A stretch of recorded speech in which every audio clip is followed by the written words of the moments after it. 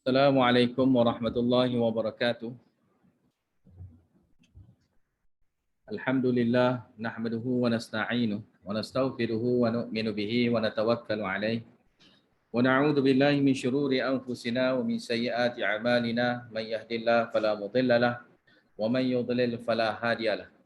Asyhadu an la ilaha illallah wahdahu la syarika lahu wa asyhadu anna Muhammadan 'abduhu wa rasuluh. Allahumma salli wa sallim ala Muhammad wa ala alihi wa ashabihi ajma'in wa man tabi'ahum bi ihsanin ila yaumiddin. Subhanaka la ilma lana illa ma 'allamtana innaka antal alimul hakim. Rabbi shrah li sadri wa yassir li amri wa hlul 'uqdatam min lisani yafqahu qawli amma ba'd. Ayat yang ke-18 surah Al-Ghafir.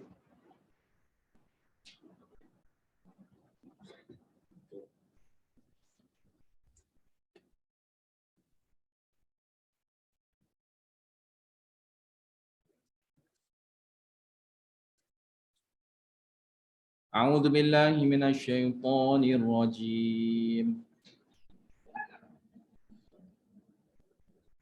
Bismillahirrahmanirrahim.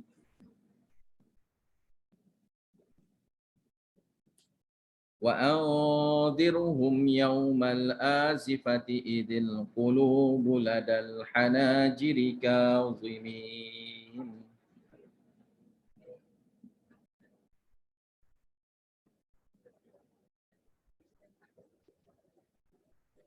Ma lidh-dhalimina min hamimin wala syafi'in yuta'.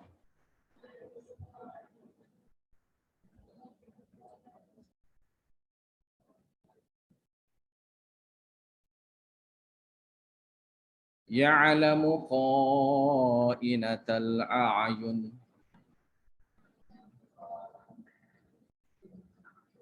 wa ma tukhfis sudur.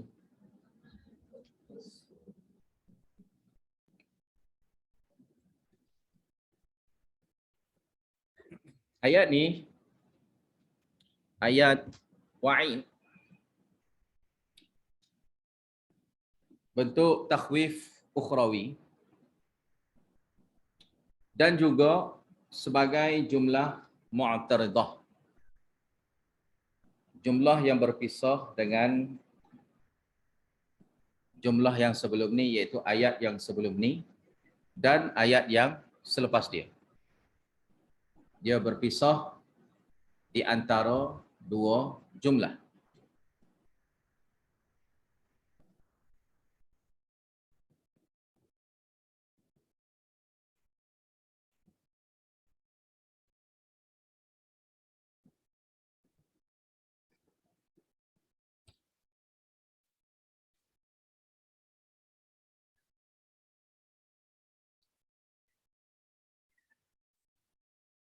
Jadi waw situ adalah waw i'tiradiyah, dia panggil. Waw situ waw i'tiradiyah.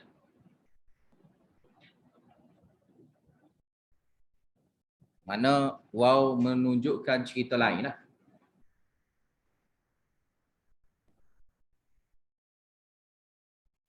Cerita lain tidak sambunglah dengan jumlah yang sebelum pada dia.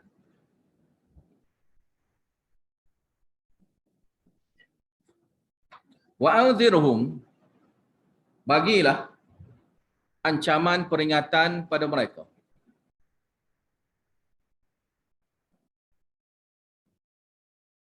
Akan yaumal azifah, hari yang al-azifah. Azifah ni maknanya dekat. Dekat tiba dia, tak lama. Dekat tibanya mana tak lama. Iaitu hari kiamat. Yang mana hari kiamat adalah berlakunya ia itu sangat hampir.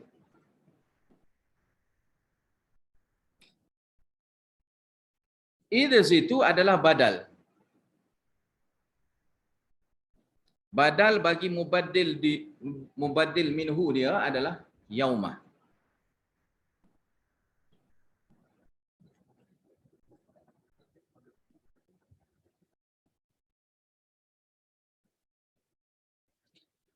Jadi bersesuaian dengan ayat, dengan mana qarib lah, dekat.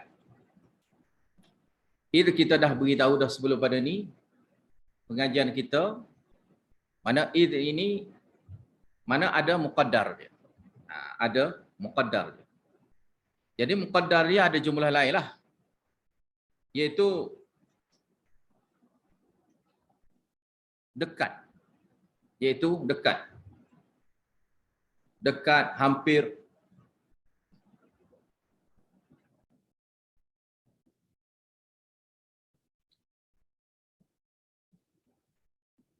Iaitu hati. Al-qulub, jantung. Jantung itu ladal hanajir,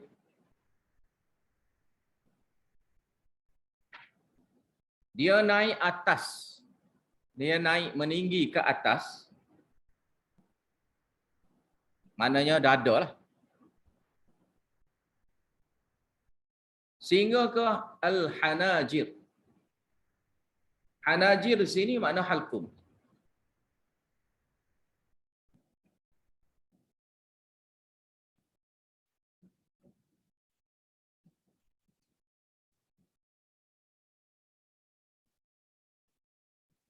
Kazimin di situ makna dia lemahnya mereka itu nak cakap. Lemahnya mereka itu nak bercakap kerana jantung mereka sudah sampai ke halkum. Mana jantung mereka itu sudah ketat. Ketat naik ke halkum.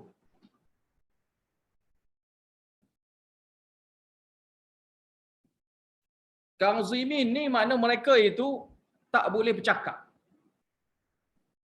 Tak mampu nak bercakap. Diam 1000 bahasa. Tidak bercakap.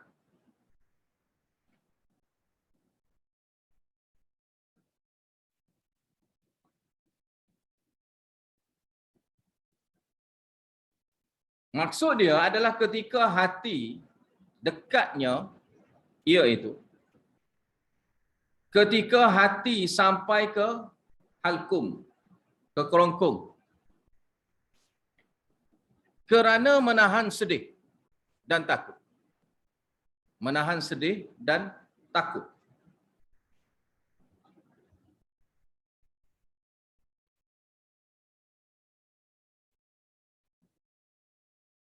Kazimin tu makna dia senyap tupah. Senyap tupah. Tidak senyap tupah. Senyap dik. Tak berkata apa. Yakni la yatakallamun. Mereka itu tidak berkata-kata. Nak berkata macam mana? Kerana ketika ini mereka itu dalam keadaan cemas, gelisah, takut menghadapi hari kiamat.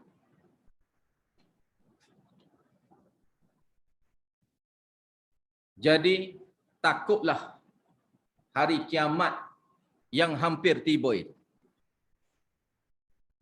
Yang mana dekatnya ia itu berlaku.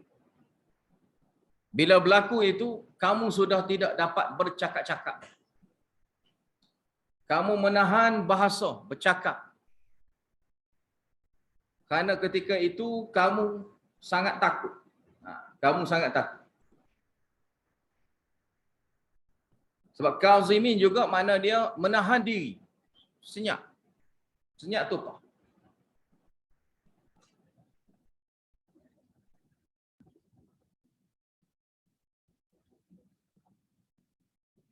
Mali zalimina min hamimin.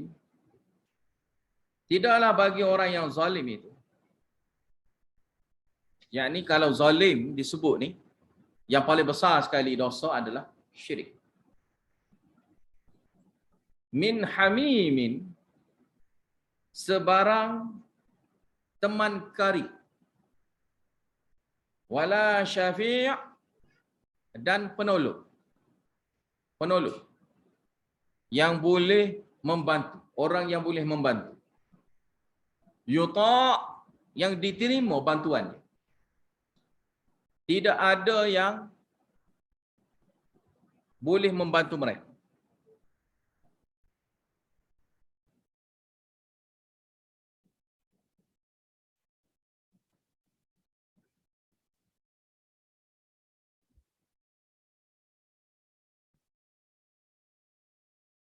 Maka ini nafi syafa'ah.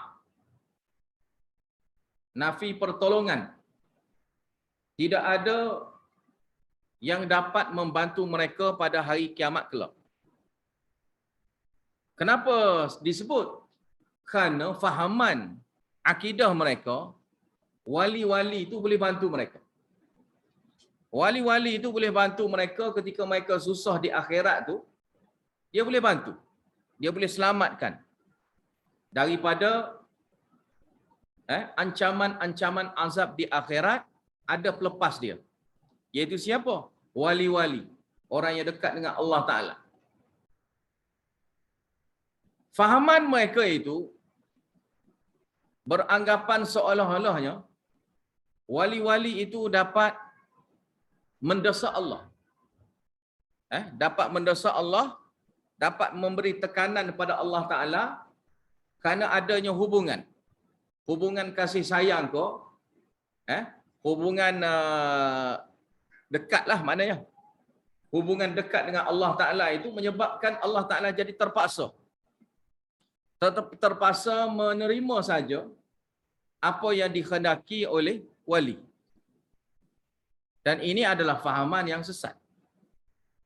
Fahaman ini mesti ditolak. Sebab tu Allah Ta'ala sebut terang sini iaitu Hamim.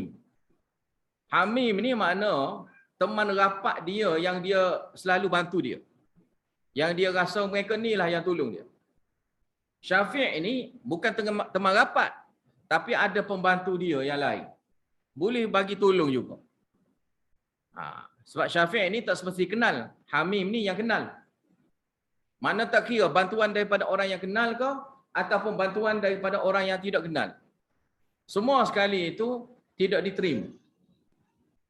Tidak diterima permintaan dia untuk selamatkan kita.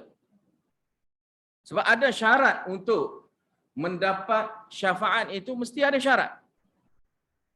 Sebab syarat mendapat syafaat itu adalah tauhid. Itu mesti dengan syaratnya la ilaha illallah. Syarat dia adalah beriman. Dengan beriman itu dapat syafaat. Seperti mana yang disebutkan dalam hadis Al-Bukhari, dikeluarkan orang yang berada di dalam neraka, orang yang mempunyai secebis kecilnya iman. Mithqala habbatin min khaddal min iman. Itu sebesar biji sawi. Sebesar biji sawinya iman. Dan dalam riwayat lain zarah, sebesar zarah. Sebesar zarah iman pun tak apa dah. Satu zarah iman itu mewakili orang yang tauhid, yang tidak syirik. Dan mungkin dia buat dosa banyak. Tapi dosa dalam banyak-banyak dosa tu tidak ada dosa syirik. Itu je yang tidak ada. Sehingga kan di kalangan ulama mengatakan mereka ni seolah-olahnya yang ada secebis iman itu, seolah-olah dalam kehidupan mereka tu tak pernah senyum. Tak pernah senyum kepada orang lain. Walaupun kaum kerabat dia sendiri. Walaupun orang yang ada dalam rumah dia sendiri, ahli keluarga dia sendiri, tak pernah senyum. Mana tak pernah buat kebaikan pun. Yang adanya kejahatan je. Itu umpamanya orang jahat-jahat sungguh. Mana dia ni jahat-jahat sungguh dan jahat dia pula tak ada buat kebaikan pula. Ada orang buat jahat tapi dia buat juga kebaikan. Dia pula buat jahat, kebaikan tak buat. Maka dia masuk neraka. Dan masuk neraka dapat dikeluarkan daripada api neraka. Kenapa? Kerana tidak syirik pada Allah Ta'ala. Kerana tak syirik, Allah Ta'ala beri jaminan boleh keluar. Selamatnya seseorang itu daripada api neraka. Walaupun kemungkinan masuk neraka terlebih dahulu. Habis itu, jadi kazimin ini, mereka ini tak boleh bercakap tak boleh bercakap itu pula keadaan mereka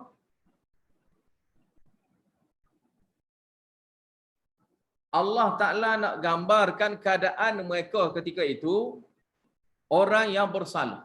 Orang yang bersalah sangat. Orang yang bersalah sangat tak boleh nak bercakap dan tidak ada pembantu. Agak-agak macam mana?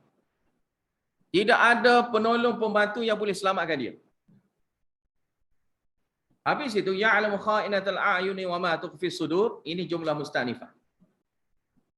Ini jumlah musta'nifah ataupun dia sebagai jawab kepada syubhah.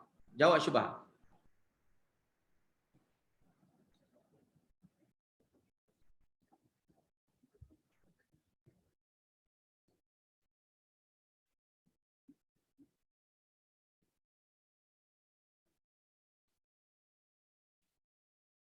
Dan boleh juga, harus juga ayat ini sebagai khabar thani.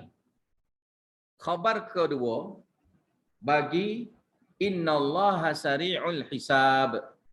Khabar kedua bagi innallaha sari'ul hisab, iaitu innallaha mubtada dia tu, isim dia kan, sari'ul hisab khabar pertama dia. Jadi ya'lamu kha'inatal a'yun sini adalah khabar kedua dia. Khabar kedua dia. Jadi harus juga boleh sini sebagai khabar kedua kerana ada kaitan dia. Karena kaitan di sini, ya'lamu sini dalil, sebagai dalil.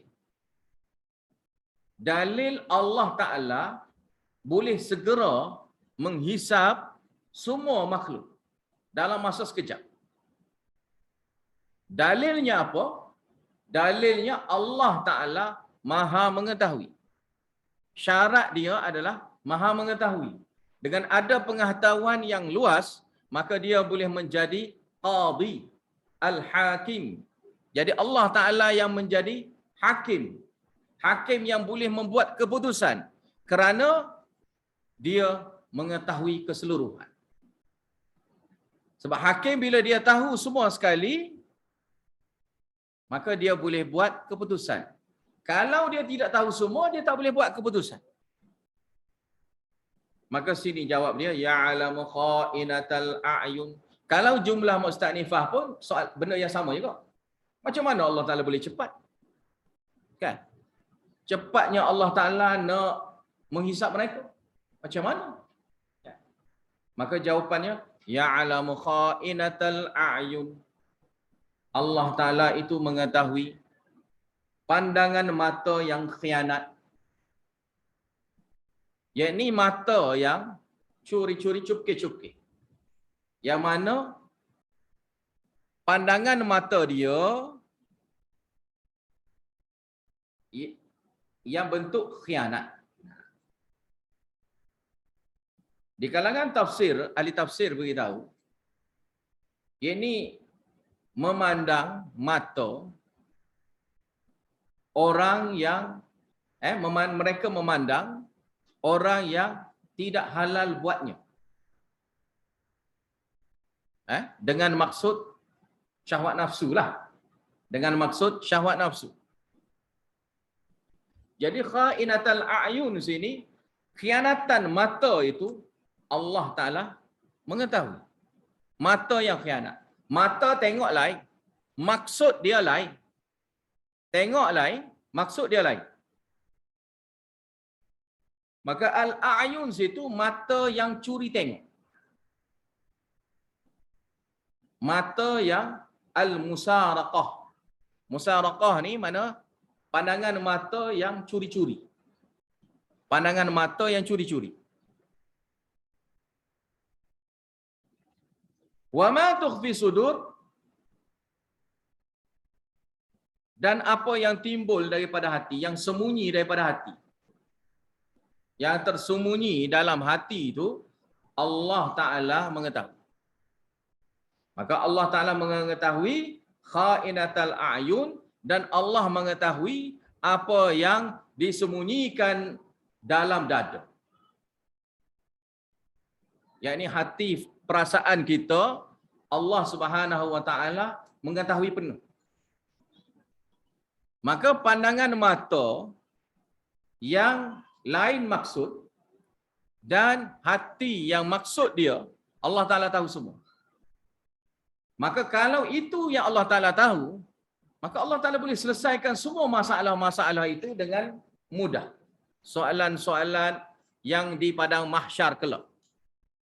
Perhitungan-perhitungan di padang mahsyar esok, di mahkamah Allah Ta'ala boleh selesaikan dengan mudah-mudah gitu saja. Kerana Allah Ta'ala itu maha mengetahui semua sekali. Tidak ada satu pun yang Allah Ta'ala tidak tahu. Yang majhul lah maknanya. Yang tidak diketahui, tidak ada.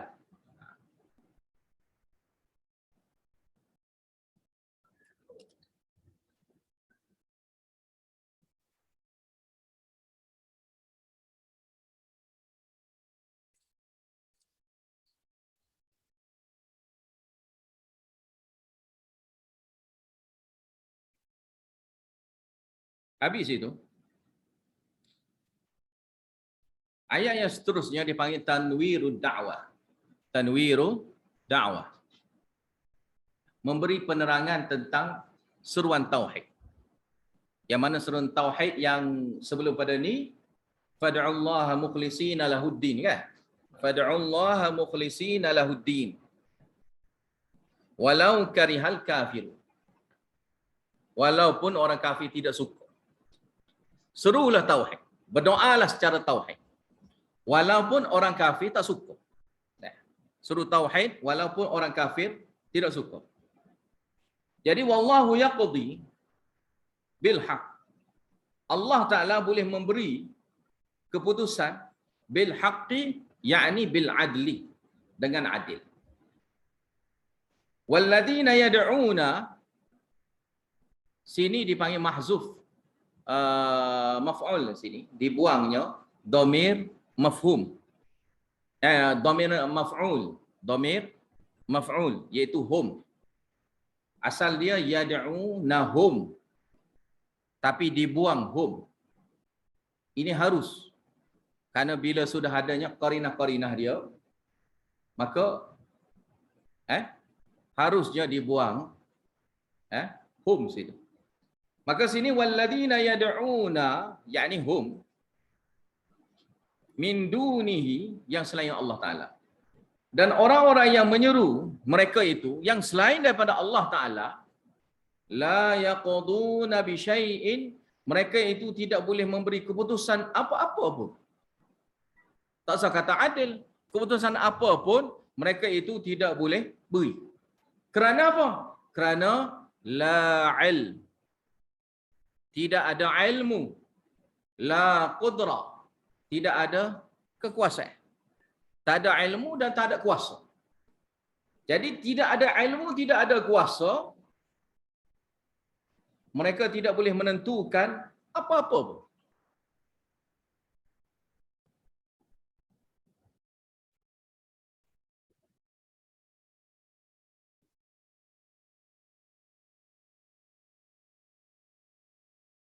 Kerana mereka itu tidak memiliki sesuatu apa pun. Tidak berkuasa atas sesuatu apa pun.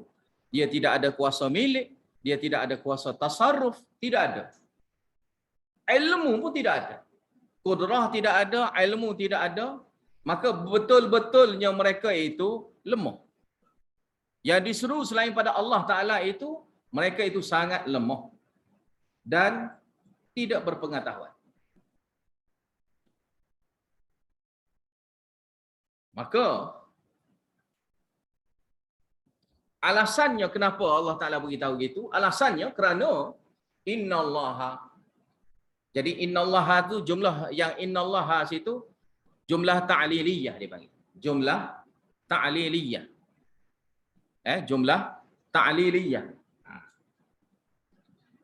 Itu alasan dia, Innallaha, sungguhnya Allah Ta'ala itu. Huwas sami', dialah yang maha mendengar. Al-basir, dialah yang maha melihat. Iaitu Allah Ta'ala yang maha mendengar akan doa. Allah Ta'ala maha mendengar akan doa yang disuruh. Doa yang diminta. Yang dipohon pertolongan. Allah Ta'ala dengar semua. Al-basir, Allah Ta'ala maha melihat. Allah Ta'ala lihat semua sekali. Jelas. Tidak ada yang tersembunyi. Maka bila Allah Ta'ala lihat semua, maka Allah Ta'ala faham. Dan faham ini termasuk juga ilmu.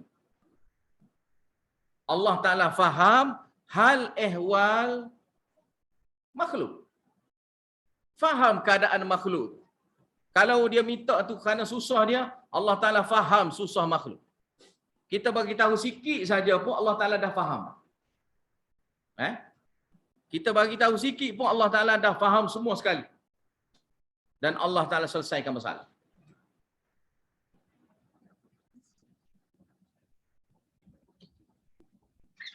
Jadi jumlah ta'liliyah ini juga maksud dia adalah dakwah tauhid. Penyeruan tauhid dalam berdoa. Tauhid dalam berdoa. Sebab innallaha huwas sami'ul basir itu maksud dia adalah tauhid dalam berdoa, yakni bila kamu tahu Allah Ta'ala itu maha mendengar, maha melihat, maka apa tunggu laginya? Doalah sekarang. Kerana selain daripada Allah Ta'ala, tidak ada kuasa dengar, tidak ada kuasa melihat. Kuasa yang maha itulah yang sangatnya, bersangatannya dia melihat semua sekali. Dan mendengar semua sekali. Kita bercakap perlahan ke, kita bercakap kuat ke, Allah Ta'ala mendengar semua sekali. Bahkan yang kita bercakap dalam hati pun, yang ada dalam hati kita pun, Allah Ta'ala maha mengetahui. Sehingga kan mata kita yang serong pun Allah Ta'ala tahu. Ya'lamu kha'inatal a'yun wa ma tukhfis sudur, kan ayat tadi. Allah Ta'ala mengetahui apa yang ada khianatan mata tu, Allah Ta'ala tahu. Dan apa yang disembunyikan dalam hati pun Allah Ta'ala tahu. Maka ini adalah sifat kesempurnaan pengetahuan Allah Subhanahu Wa Ta'ala. Maka sempurna begininya keadaan sifat alim Allah Ta'ala itu, maka sangat sesuainya dia kita minta tolong. Dan sangat layaknya dia ni, Allah Ta'ala ni, kita minta tolong dengan dia. Kerana yang selain pada Allah Ta'ala, dia tahu ke? Dia tak tahu. Dia dengar ke? Dia tak dengar. Manusia bila dengar, ya, dengar. Orang duduk sebelah pun kita tak dengar dah. Kalau telefon, line tak clear sedikit pun, dah tak dengar dah suara. Ya. Lepas tu kalau dengar, tak semestinya faham. Ya. Kena kecek Urdu ke? Kecek Urdu. Orang tanya, kia hal eh? Kia hal eh? Kita pun tak nganggur, tak tahu apa. Kan? Jadi, kadang-kadang dengar tapi tak faham. Allah Ta'ala dengar, dia faham. Kita bercakap apa sekalipun, Allah Ta'ala dengar dan Allah Ta'ala faham. Dan faham inilah, ya, tidak boleh lawan yang semua sekali makhluk Allah Ta'ala tak ada kuasa pun sebegini. Betapa hebatnya Allah Ta'ala ini, kuasa Allah Ta'ala. Kalau manusia ni tak mahu minta doa pada Allah Ta'ala lagi, berat benarlah manusia tu. Manusia tu berat sangat dia. Nak minta dengan Allah Ta'ala yang begitu hebat ni, yang mana Allah Ta'ala sahaja boleh selesaikan masalah ni, tiba-tiba dia pergi cari kubur ni buat apa? Dia pergi kubur, duduk sibuk kubur, duduk minta hajat di kubur. Duduk minta dengan wali, roh itu, roh itu, roh ini, roh itu, roh ini. Roh tu tak dengar apa-apa pun, kita yang sangka gitu. Kita yang kita yang sangka gitu. Kita yang sebut, kita yang sangka gitu dan kita pandai-pandai kita. Ada dalil? Tak ada dalil. Ada pegangan dalil apa-apa ke yang kita buat tu? Ada daripada Al-Quran ke? Tidak ada. Padahal dengan dia melihat Al-Quran, dengan jelasnya Allah Ta'ala memberitahu kehebatan dia. Allah Ta'ala ni nak makbul doa ni, makbul doa tu adalah kena kuasa yang hebat. Kalau tak ada kuasa hebat, dia tak boleh terima doa kita. Dia tak boleh selesai masalah kita. Kita bercakap Melayu pun dia tak faham dah. Macam mana dia nak selesai masalah kita? Dia tak tahu pun kita ni bahasa Melayu ke apa, dia tak tahu. Allah Ta'ala ni kita bercakap bahasa apa sekalipun dia tahu. Sehingga ada orang tanya saya, Ustaz, kalau saya doa kod Melayu ni, Allah Ta'ala faham ke tak? Ada orang tanya gitu. Awak jangan rasa pelik. Ada orang tanya saya gitu. Dia tanya, Ustaz, kalau kita doa kod Melayu ni boleh ke? Diterima ke? Allah Ta'ala faham ke? Kena doa dalam bahasa Arab je ke? Sampai gitu. Saya kata dia, kalau kamu doa dalam Arab, Arab pula awak tak reti. Dah Arab pula awak tak reti. Jadi kita berdoa, kita doa benda tak tahu apa. Orang lain doa, kita pun hafal juga doa. Maksudnya apa tak tahu. Asalkan baca doa. Asalkan baca doa. Maka tu kelirulah. Kita salahlah situ. Jadi kita bercakap ataupun kita berdoa, minta dalam bahasa Melayu ke, bahasa Inggeris ke, bahasa India mana ke, bahasa Pakistan mana ke, tak kira lah. Allah Ta'ala faham semua. Yang selain pada Allah Ta'ala tu faham ke tak? Kita duduk minta wali yang dalam kubur tu pula. Wali dalam kubur tu, kena pula wali dalam kubur tu orang India. Dia faham ke? Kan? Kena wali yang dalam kubur tu orang Arab. Dia faham ke? Kita je pandai-pandai. Kalau dia dengar sekalipun, dia boleh selesaikan masalah kita. Tu pula. Tu kalau dia dengar, ni kita bercakap pasal dengar ya. Dia dengar ke tak dengar? Tu soalan. Dia dengar ke ataupun tak dengar? Kalau dia dengar tu serupa dengan Allah Ta'ala dengar, maka tak ada beza wali tu dengan Allah Ta'ala. Jadi jangan keliru. Jangan kita minta kepada selain pada Allah Ta'ala ataupun kita dakwa, ini kita doa ni minta kepada Nabi. Ya Nabi Madad, Ya Nabi Madad. Macam pok-pok Brelwi di Pakistan itu gitulah. Ya Rasulullah Madad. Wahai Rasulullah, tolong bagi selesai masalah. Dakwaan pok-pok Brelwi. Masalahnya Nabi tu dengar ke? Kalau kita cakap serentak ni dalam pasar kan, contoh dalam pasar kan. Serentak kita bercakap. Di pasar bunyi riuh rendah. Kalau kita dengar apa bunyi bising je. Tak tahu bunyi apa. Ni dia kata 2 ya skala, 2 ya skala, 2 ya skala. Ni 10 ya skala, 10 ya skala. Kita sebut begitu. Jadi bising je. Di pasar tu bunyi bising. Kita tahu. Kerana kita tak boleh fokus dah. Macam mananya wali dalam kubur tu boleh selesai masalah. Selesai masalah kecil gini je. Allah Ta'ala ni, bagi Allah Ta'ala ni kecil je benda ni. Dia boleh selesai. Maka bila ditarafkan sama dengan Allah Ta'ala, inilah syirik. Inilah jelas-jelasnya syirik pada Allah Ta'ala. Kita pergi sama-samakan. Samakan wali tu ada kuasa sama dengan Allah Ta'ala. Setaraf dengan Allah Ta'ala. Pada setengah-setengah perkara. Dia bukan cipta kita, tapi setengah perkara tu dia ada kuasa besar. Kuasa besar apa? Dia boleh dengar. Mana kalau kita kata dia boleh dengar, maka kita sudah syirik, satu syirik. Iaitu syirik dalam bab dengar. Kalau kita kata dia tu lihat, maka kita syirik dalam bab lihat. Kalau kita kata dia tu tahu, maka kita syirik dalam bab tahu. Sebab itulah orang yang syirik pada Allah Ta'ala ni, Allah Ta'ala sumak dalam neraka tu kekal. Sebabnya nak buat satu syirik itu, tak tahu bertindak-tindannya syirik yang dia buat. Syirik dari segi ilmunya, syirik dari segi doa serunya, syirik dari segi ilmunya, syirik dari segi melihatnya, dan semua sekali itu syirik itu bertindan-tindan itu mengakibatkan banyaknya jalan-jalan syirik. Dan kita dah bahas sudah sebelum pada ni kan, zulumat. Mana banyaknya jalan-jalan syirik itu boleh ada. Sekiranya tidak mahu terima kebenaran. Habis itu, awalam yasiru fil ardi fayanzuru kaifa kana aqibatul ladina kanu min qablihim kanu hum ashadda minhum quwwatan wa athara fil ardi fa'akhadahumullahu bidhunubihim wa ma kana lahum minallahi min waq. Mengapa tidaknya mereka ni orang yang ingkar lah, orang yang degil.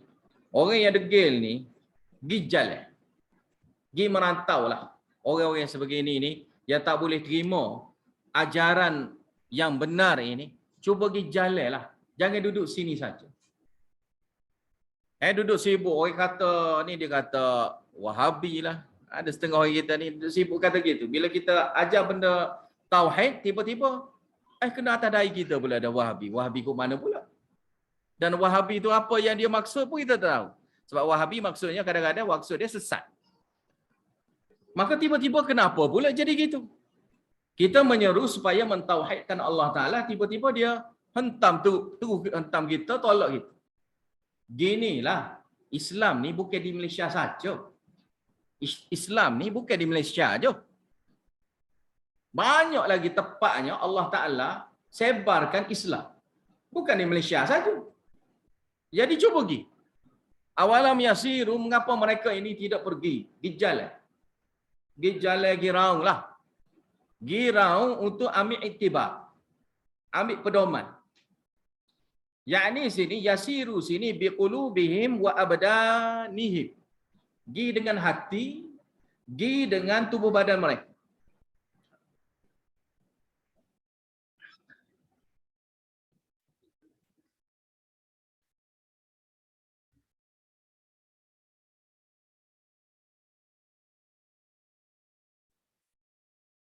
Kemudian saksilah. Kemudian saksikanlah. Kemudian saksikanlah. Jadi awalam yasiru, kemudian fashhadu, saksilah.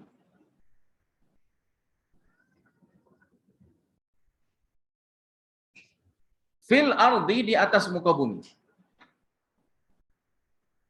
Berjalan di muka bumi, ya, yang mana ada kesan peninggalan.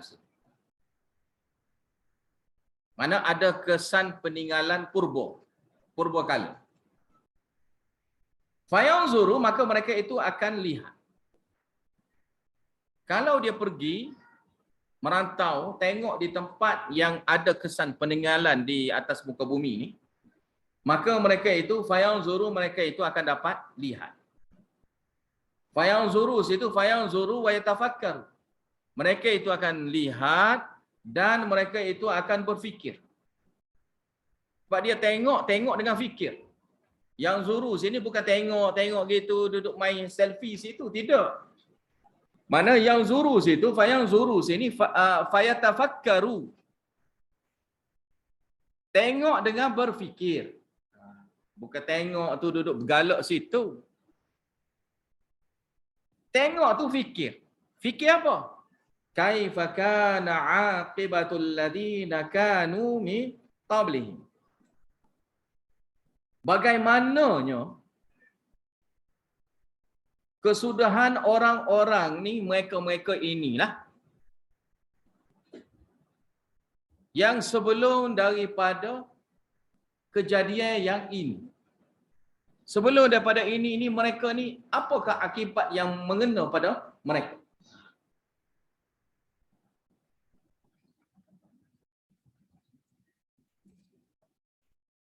Jadi alladzina kanu min qablihim, yang mana mereka itu adalah yang sebelum daripada mereka, yakni sebelum daripada orang yang melihat ni lah.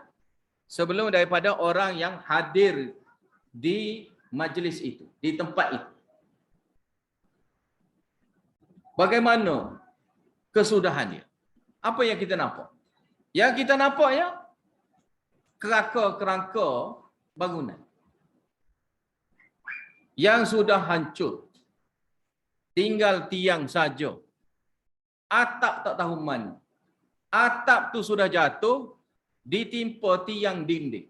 Pula. Siapa gitu? Mana sudah hancur. Kalau ada pun tiang. Lepas tu yang lain-lain tu tak tahu dah. Yang benda yang kayu-kayu dia pula tak tahu mana. Dan kesan mereka itu kanuhum asyadda minhum quwwah. Mereka itu lebih kuatnya kekuatan dia nak dibandingkan dengan kekuatan orang yang zaman sekarang. Iaitu kekuatan situ kekuatan jasmani. Dan kekuatan dari segi bilangan. Jasmani dan bilangan. Wa atharan dan kesan peninggalan. Kesan-kesan peninggalan di atas muka bumi nak dibandingkan dengan yang lain. Orang lain itu kesan peninggalan tu hancur tak ada apa-apa. Tak ningan-ningan. Tapi mereka ini dengan mereka buat tu bangunan sampai sekarang pun kekal. Ada. Kalau yang buat dengan kayu tu hancur lama dah. Tapi yang buatnya dengan batu, yang buat dengan batu masih lagi ada sampai sekarang. Dan kalau kita tengok pun sekarang ni ramai pengkaji batu. Pengkaji batu ya.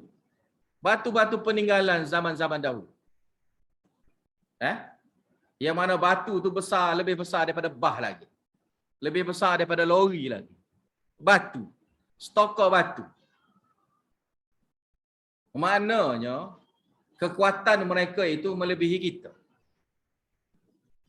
Tak usah kata handal lah kita. Tak usah kata kuat lah kita. Kerana mereka itu lebih kuat daripada kita. Lebih hebat daripada kita. Nak dibandingkan kalau kesan pula, kalau kesan peninggalan, mereka itu lebih, kesan peninggalan mereka itu lebih daripada kita. Tapi kesudahannya macam mana? Fa akhadahumullahu bidunubihim. Allah Taala mengazabkan mereka. Saja-saja ke? Tidak. Bidunubihim, disebabkan dosa mereka. Bukan saja-saja Allah Taala azab mereka, tetapi disebabkan dosa-dosa mereka. Yani hina asarru, kerana dia berterusan. Istamaru alaiha, berterusannya mereka itu kufur sampai mati.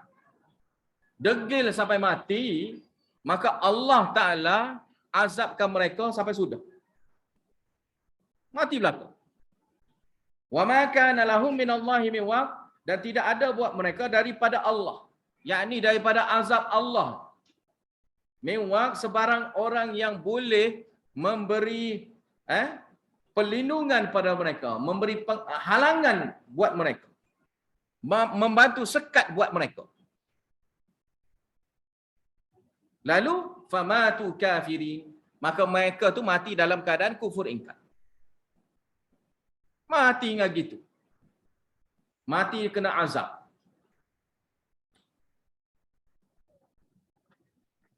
Zalika situ, zalikal azab. Azab itunya bi'annahum, disebabkan mereka itu kanat ta'tihim rusuluhum bil bayyinat. Kanat ta'tihim sini fi'il istimrari. Ini berulang-ulang. Karena sesungguhnya mereka berulang-ulangnya Rasul mendatangi mereka membawa dalil-dalil bukti akli dan nakli pada mereka. Bukti-bukti akli dibagi, bukti-bukti nakli dibagi. Tetapnya mereka itu fakafaru, mereka itu tolak kebenaran itu secara degil. fa akhadahumullah, lalu Allah Taala mengazab mereka, yakni bidunubihim, disebabkan dosa mereka itu. Innahu, sungguhnya Allah Taala qawiyyun, yang maha perkasanya. Masa kata kuatlah, Allah Taala yang maha kuat, yang boleh mengazab mereka, mengazabkan yang kuat. Syadidul iqab, lagi kerasnya azab sisaan yang Allah Taala boleh bagi. Walaqad arsalna Musa bi ayatina wa sultanin mubin. Sini contoh takhwif duniawi. Contoh takhwif duniawi. Walaqad arsalna Musa, dan benar-benarnya kami utuskan kepada Musa bi ayatina, dengan ayat-ayat kami. Ayat-ayat kami sini Allah Taala baginya 9 ayat mukjizat. Iaitu ayat mukjizat situ tongkatnya, tangan Nabi Musa, kemudiannya mukjizat kemarau, mukjizat yang laut tu, cerita laut tu yang terbelah, dan taufan, dan belalang, dan kutu, dan katak, dan darah. Ini 9 mukjizat. Kemudian wasultanin mubin. Sultanin mubin ni, sultan ni mana kuasa penuh kan? Sultan ni yang berkuasa penuh. Kita panggil sultan Selangor ke apa, mana ada kuasa penuh dalam negara kan, negeri kan. Jadi sultan sini maknanya hujah yang jelas, hujah yang kukuh. Yang mana kukuh dia mengatasi yang lain. Mana hujah yang paling kuat. Bukti yang paling kuat. Mubin, yang jelasnya.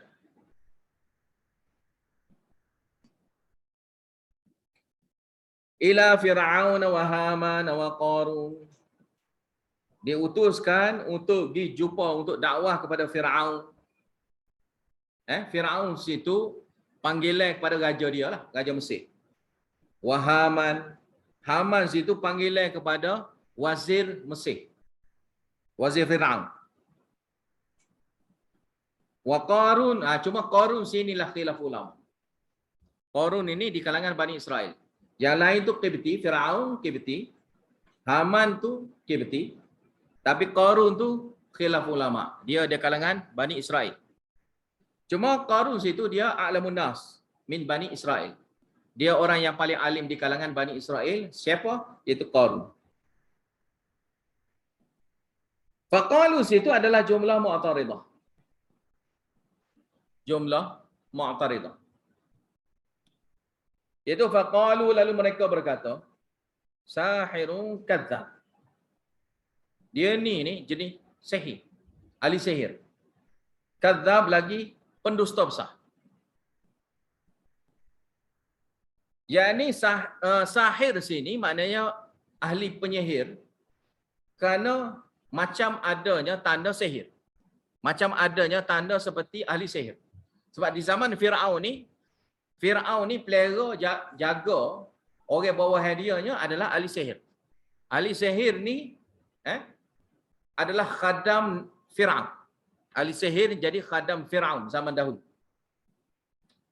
Jadi tanda ahli sihir itu adanya ke atas Nabi Musa.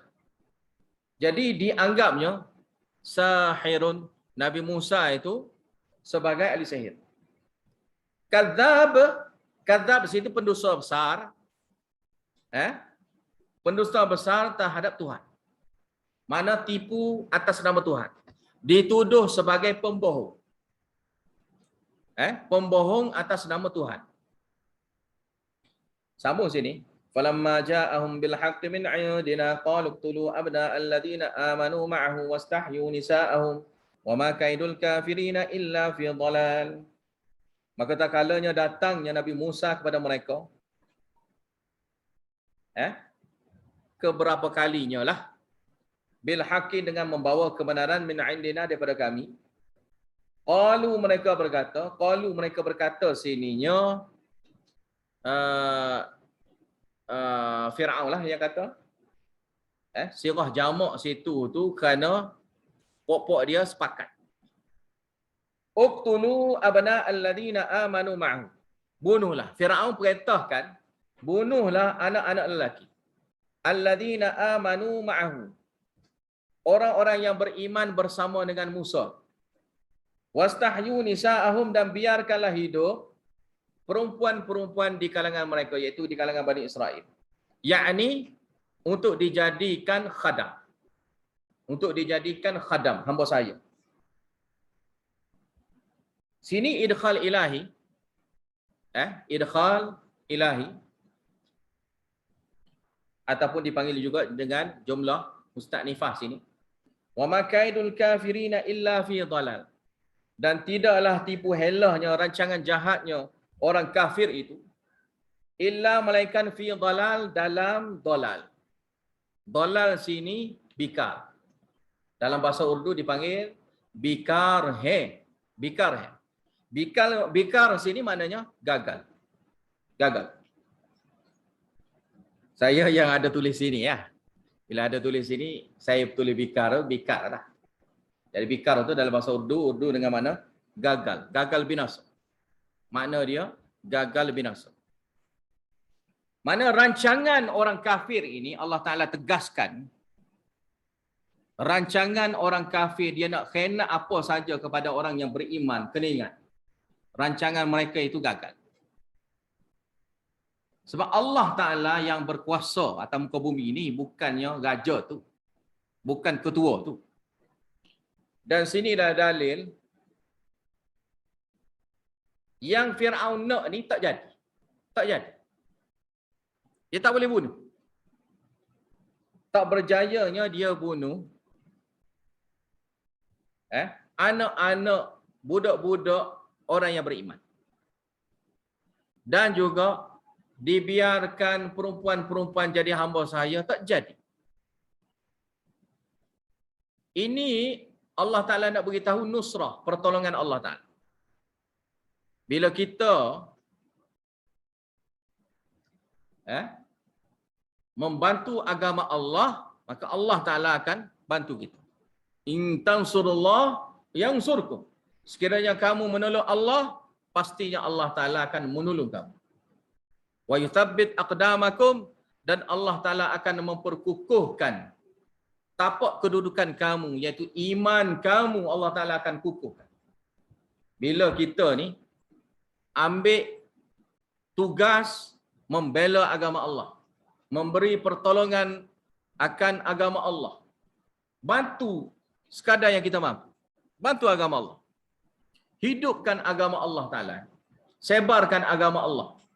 Wa qala fir'aun dharuni aqtul Musa wal yad'u rabbah, dan berkatanya Fir'aun, biarkanlah aku seorang, aku tul Musa, aku nak bunuhnya Musa, wal yad'u rabbah, dan biarlah dia minta doa kepada Tuhan dia. Dia nganyi gitu, dia mempersendakan gitu. Nak berdoa. Nanti aku nak bunuh, biarkan dia berdoa. Tu samsengnya Fir'aun. Yang sanggupnya nak membunuh Nabi Musa, dan hagahnya dia, sombongnya dia, dengan memberi cabaran seolah-olah, doalah kepada Allah Ta'ala, nak tengok jadi ke tidak jadi. Ini akhafu.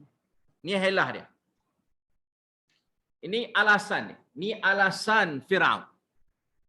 Sebab dia nak kata ni, dia kata kepada puak-puak dia, ahli Fir'aun. Puak-puak Fir'aun. Sebab Fir'aun ni bawah dia ada pemimpin-pemimpin yang bawah pada dia.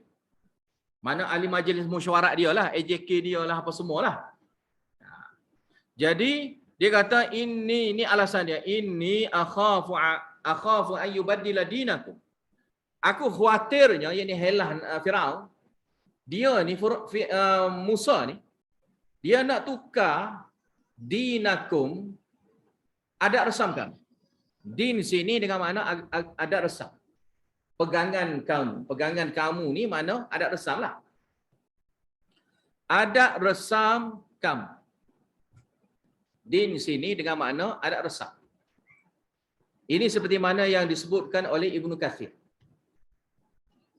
Yang mana Ibnu Katsir Mentafsirkan din di sini dengan makna ada resah. Au ayu zahira fil ardil fasad, ataupun tidak pun dia ni menzahirkan, nak menimbulkan di atas muka bumi ni al-fasad, kerosakan. Ni helahnya nak memperdayakan orang ramai. Firaun. Sebab Firaun dia nak buat jahat, dia tak boleh nak buat jahat juga. Sebab ada orang bawahan dia tu yang dia perlu yakinkan. Mana orang jahat ni dia ada undang-undang dia lah. Maka kena ikutlah undang-undang nak jadi jahat tu. Kalau nak buat jahat dia tak boleh nak kerah gitu. Ketidak runtuhlah kerajaan dia. Sebab dia ni Firaun ni berkuasa, dia tak akan jadi berkuasa seorang dia. Berkuasanya Firaun, raja mana-mana ni, kerana orang bawah dia, kerana rakyat. Kerana pemimpin-pemimpin yang bawah belakang dia. Orang yang penyokong tegar dia. Pengikut setia dia. Maka dia kena selesaikan masalah pengikut setia. Pengikut setia di kalangan rakyat bawahan ni tak ada masalah lagi. Hak tahap pemimpin. Pemimpin bawahan Firaun. Maka dia kena yakin. Kalau tidak, tak jadi. Kuasa Firaun tu jadi tak ada. Maknanya sini Allah Ta'ala nak menzahirkan Firaun, dia bukan berkuasa sangat pun. Ada orang yang buat kerja duduk belakang tabir. Penyokong-penyokong setia dia. Yang itulah jahat juganya. Dia jahat ni dia bukan jahat seorang. Jadi dia mastermind je. Yang belakang dia tu, orang bawah dia tu, yang tu.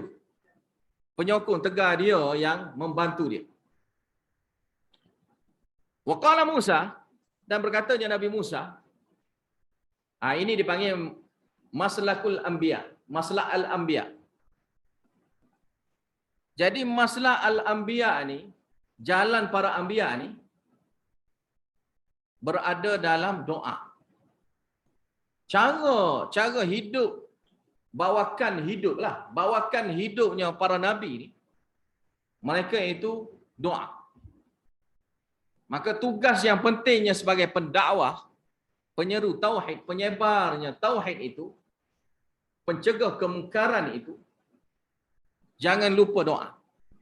Kita nak ajar orang supaya mentauhidkan Allah Ta'ala, tauhid dalam berdoa.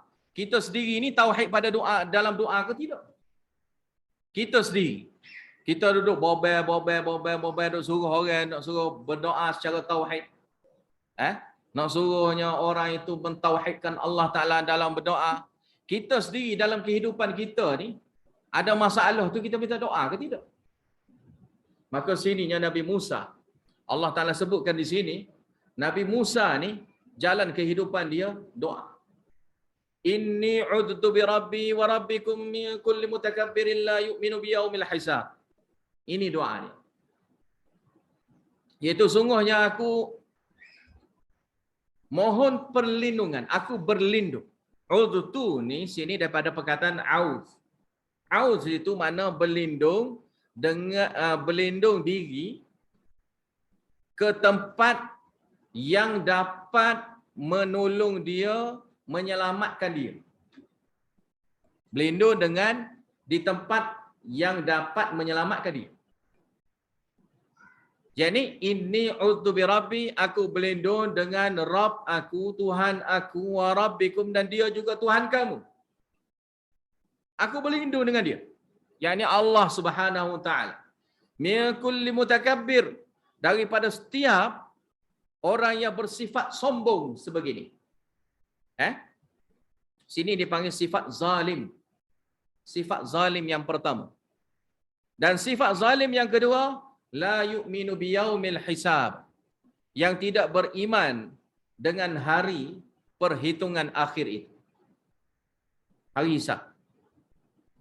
Tengok ayat ini. Bila Nabi Musa memohon perlindungan dengan Allah Ta'ala, berta'awuzlah sininya. Berta'awuz dengan Allah Ta'ala, maka Allah Ta'ala terus menerima. Allah Ta'ala terus menerima doa Nabi Musa alaihissalam. Maka penerimaan doa itu panjang lebar. Panjang lebar penerimaan doa itu di ayat 28 hingga 42, 42, 42, 43. 43, 44.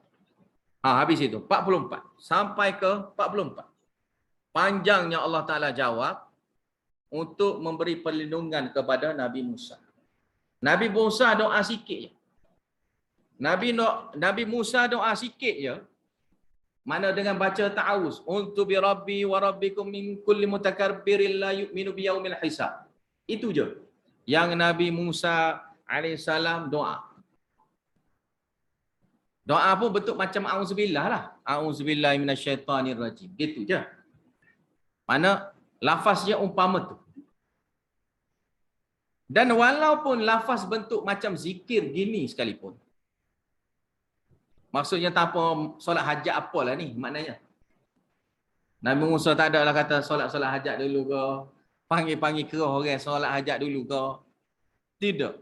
Nabi Musa terus berdoa masa tu. Untu bi rabbi wa rabbikum. Mana seolah-olah ni ketika ini Nabi Musa bersama dengan mereka.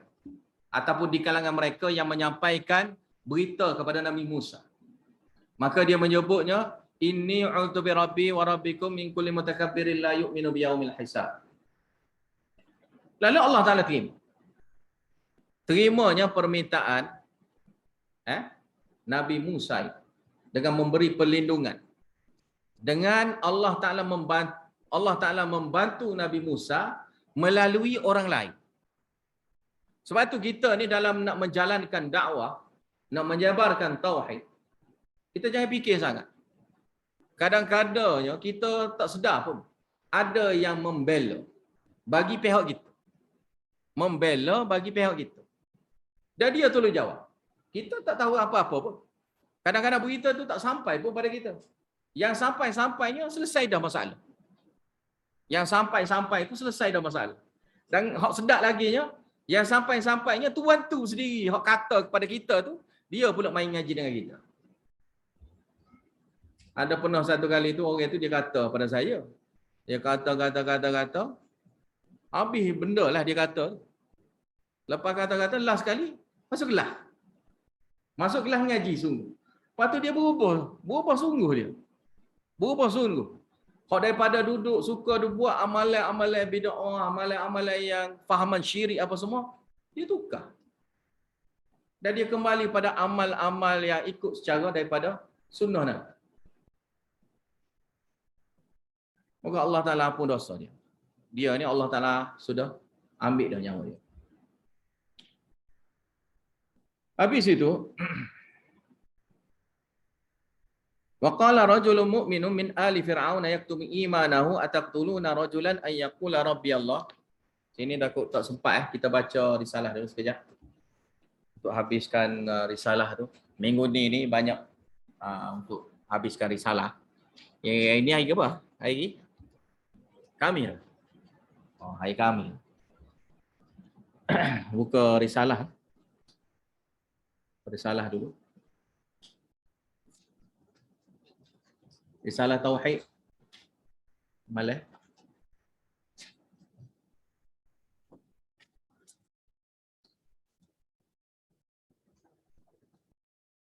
Risalah Tauhid itu sampai muka surat berapa? Semalam?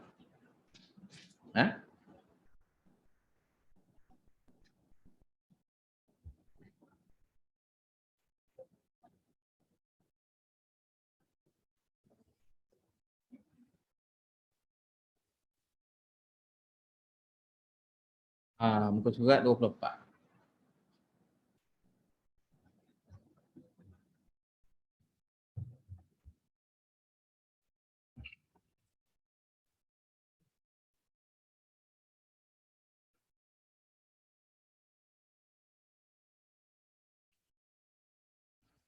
Pembahagian Tauhid. Tauhid itu terbagi pada 3 bahagian.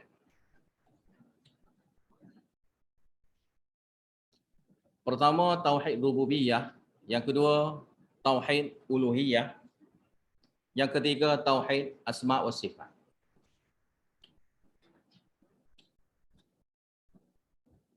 Yang seterusnya, pembahagian syirik. Syirik itu terbagi pada 3 bahagian. Syirik akbar, syirik besar. Yang kedua, syirik asghar. Yang ketiga, syirik khafi.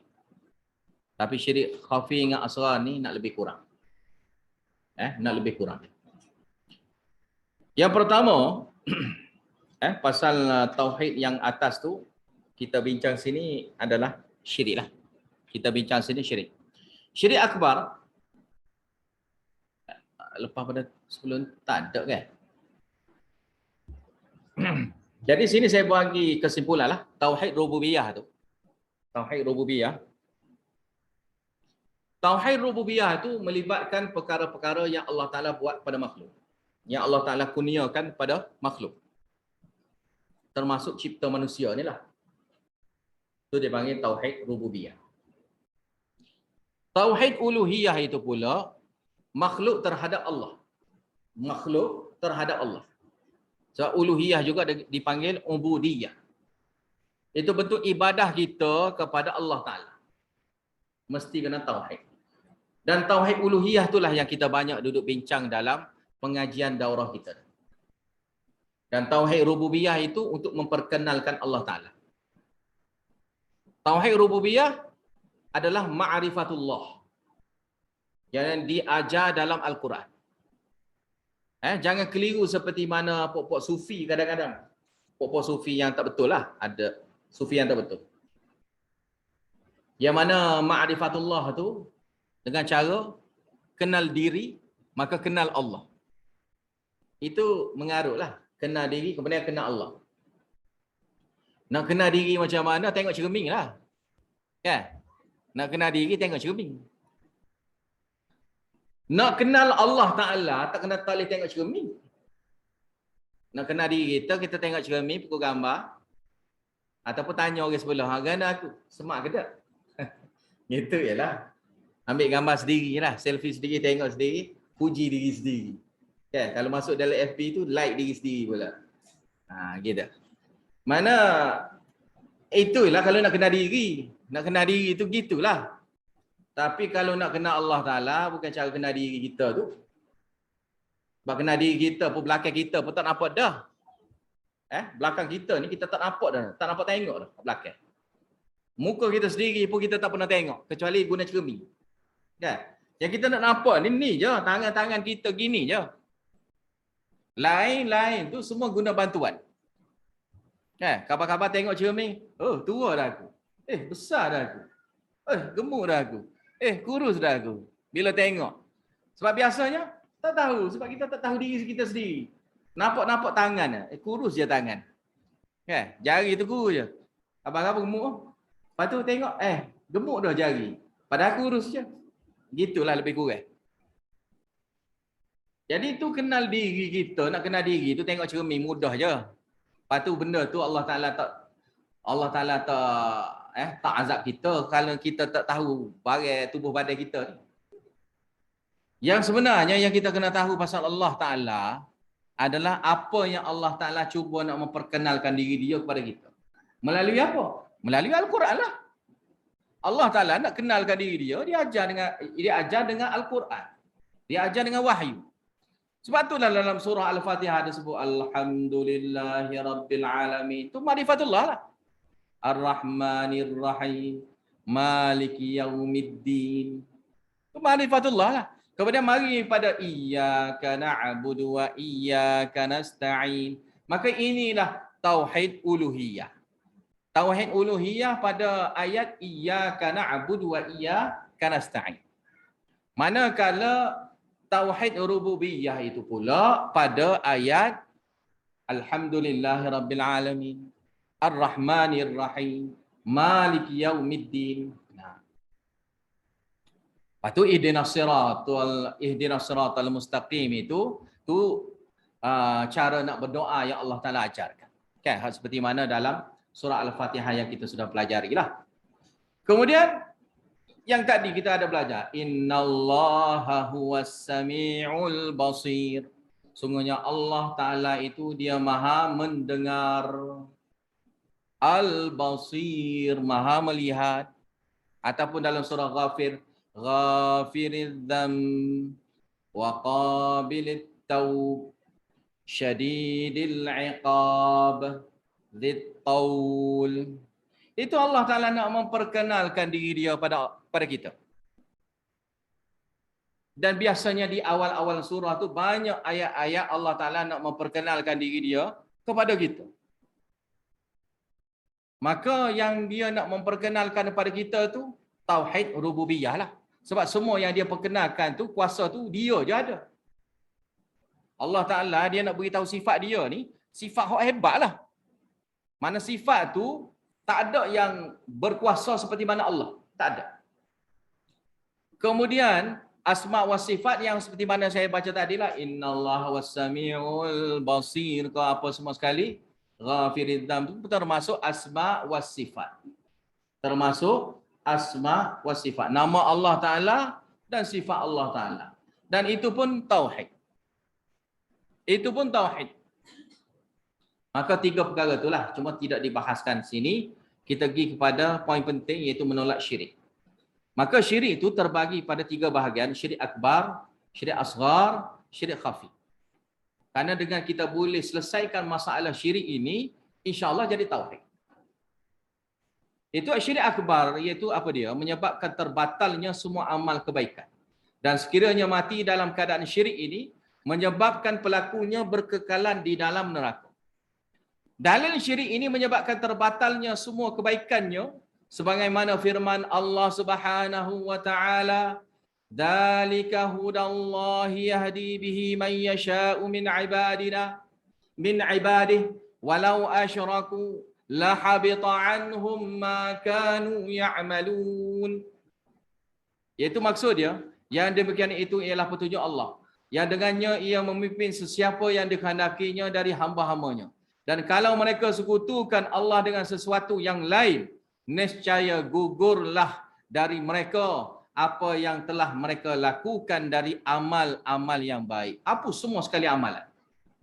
Tak sekiralah kita buat solat banyak mana pun, kita puasa banyak mana pun, tiap-tiap tahun kita puasa bulan Ramadan pun, ataupun kita pergi haji tiap-tiap tahun ke, umrah tiap-tiap bulan ke, tak kira Allah Ta'ala hapuskan semua sekali. Dan termasuk sekali dengan zakat ke sedekah kita semua, Allah Ta'ala hapuskan semua amalan kita.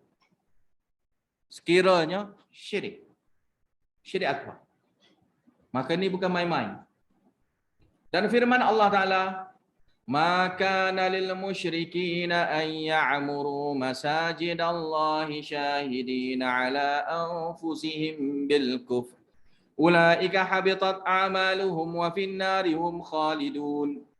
Tidaklah layak orang-orang kafir, musyrik itu, memakmurkan iaitu menghidupkan masjid Allah, sedangkan mereka menjadi saksi iaitu mengakui akan kekufuran diri mereka sendiri.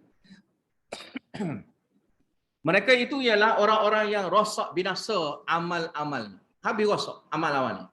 Dan mereka pula kekal duduk dalam neraka. Tak keluar-keluar. Manakala dalil bagi pelaku syirik ini mati dalam keadaan syirik tidak bertaubat, maka dia tidak akan diampuni dan haram baginya syurga. Haram tu syurga. Sebagaimana firman Allah Subhanahu wa taala yang berbunyi, "Innallaha la yaghfiru an yushraka bihi wa yaghfiru ma duna dzalika liman yasha. Wa man yusyrik billahi faqad dhalla dhalalan ba'ida." Sesungguhnya Allah Taala tidak akan mengampunkan dosa orang yang menyekutukannya dengan sesuatu apa jua, dan akan mengampunkan yang lain daripada kesalahan syirik itu bagi sesiapa yang dikhendakinya menurut peraturan hukum hakamnya. Dan sesiapa yang mempersekutukan Allah dengan sesuatu apa jua, maka sesungguhnya ia telah sesat dengan kesesatan yang amat jauh.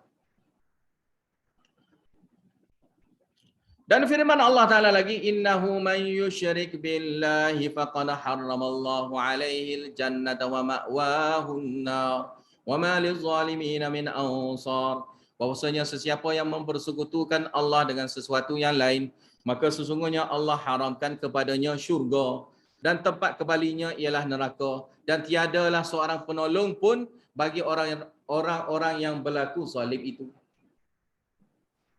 Mana sini Allah Ta'ala haramkan neraka buat dia dan tempat dianya hanya neraka. Dan antara contoh-contoh syirik akbar ialah berdoa kepada orang mati. Jangan minta kepada orang mati. Ataupun kepada berhala. Tokong apa semua. Sama ada memohon pertolongan dari mereka, memohon hajat dari mereka, bernazar untuk mereka, menyembelih korban untuk mereka dan sebagainya. Dan termasuk juga orang mati di kalangan orang Islam. Kita tak boleh minta pada dia lah maknanya. Orang soleh, orang mati syahid, tok wali, alim, ulama, nabi, malaikat, sahabat nabi dan seumpamanya. Mereka semua walaupun kedudukan tinggi di sisi Allah Subhanahu Wa Taala sekalipun, tetap tidak boleh dijadikan sebagai sembahan ibadah dan berdoa kepadanya. Sama sekali tidak boleh. Kerana apa? Mudah ya, makhluk. Semua yang selain pada Allah Ta'ala, Al-Alamin. Siapa yang Rabb? Allah je Rabb. Jadi, Rabbil Alamin. Allah lah Rabb kepada Alamin. Jadi, Alamin itu makhluk semua. Jadi, macam mana kita nak mohon kepada yang bukan Rabb? Kita kena minta kepada Rabb. Kita kata Rabbi, Rabbi, Rabbi. Itu Rabb kita lah. Jadi, kenapa pula kita nak minta kepada selain pada Allah Ta'ala adanya Rabb? Maka Rabb itu maka dipanggil, dijadikan andada. Sebandingan yang dianggap sebagai Rabb juga selain pada Allah Ta'ala. Ataupun arbaba. Sama ya. Kedua, syirik asghar.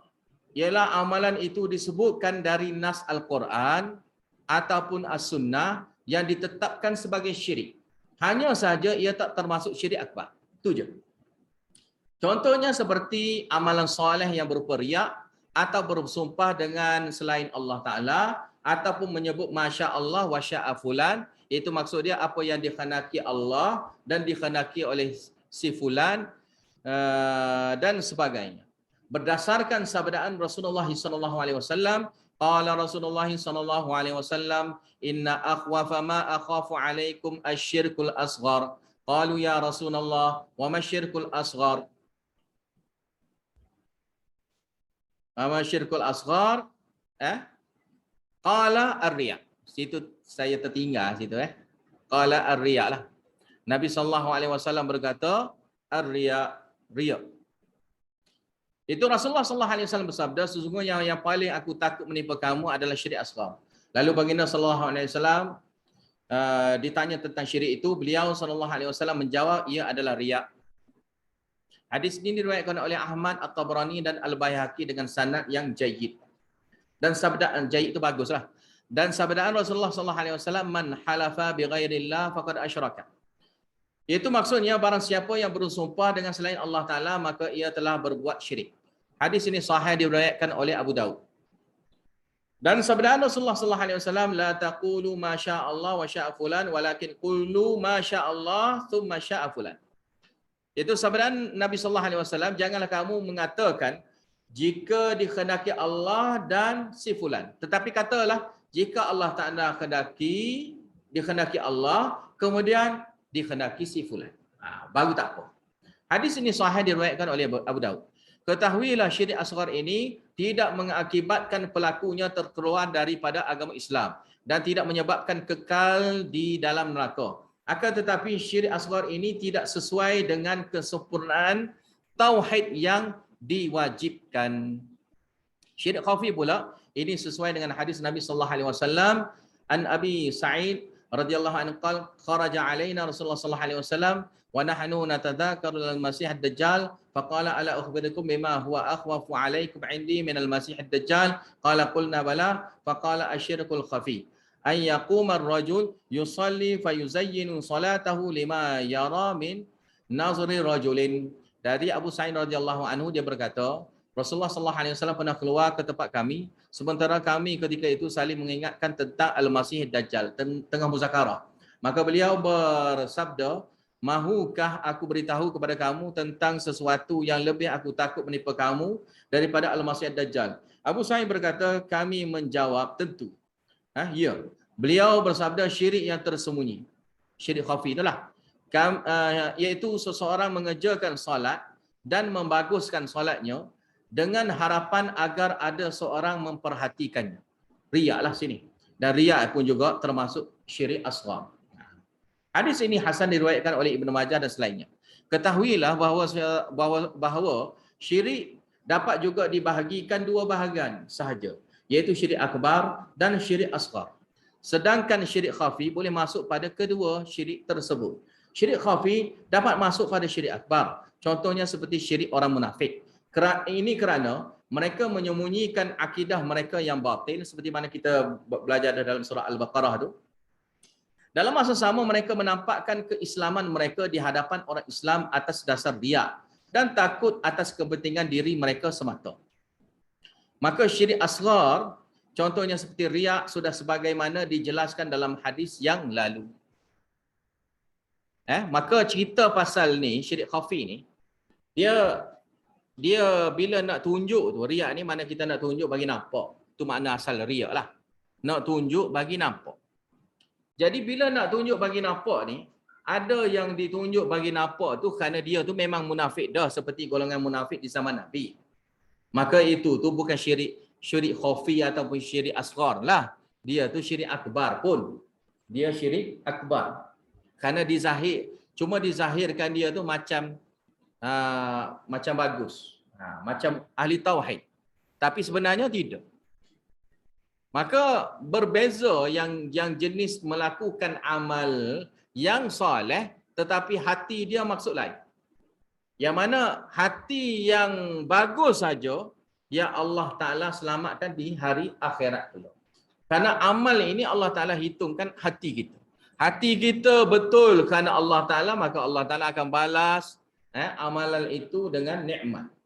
Tetapi sekiranya hati kita tu sebaliknya bukan kerana nak taat pada Allah Ta'ala tapi selain pada tu, maka Allah Ta'ala akan azabkan. Itu bentuk syirik. Dan boleh jadinya syirik itu bentuk syirik akbar juga. Sebab kadang-kadang pasal riak ni, sebagai contohnya riak lah, riak. Riak ni ditunjukkan solat, contoh solat. Dia tunjuk pada orang. Tapi orang tu ada. Maka tu syirik asghar lah. Lebih kurangnya syirik asghar. Satu lagi, diriakkan itu dengan orang juga. Tapi orang tu tak ada. Tak ada. Orang tu tak ada. Tapi dianggap ada. Tak ada tapi dianggap ada. Siapa? Wali-wali. Contoh wali-wali, ruh-ruh ghaib. Jadi dia solat ke, amal ke, semata-mata nak tunjuk kepada ruh wali yang ghaib itu. Maka ini bukan syirik asghar. Ini syirik akbar. Ini syirik akbar. Itu kenapa? Okey, habis itu. Wa akhiru da'wana alhamdulillahirabbil alamin. Kemudian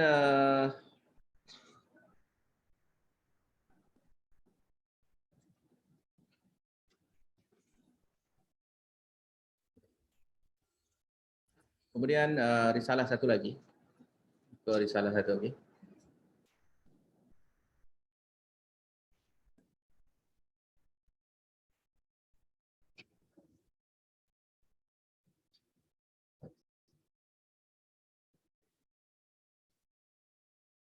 Itu tauhid sunnah dalam berdoa.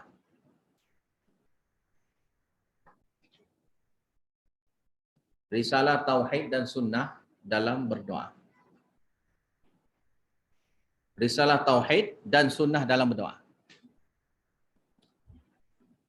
Alhamdulillah wassalatu wassalamu ala Muhammadin wa ala alihi wasallam.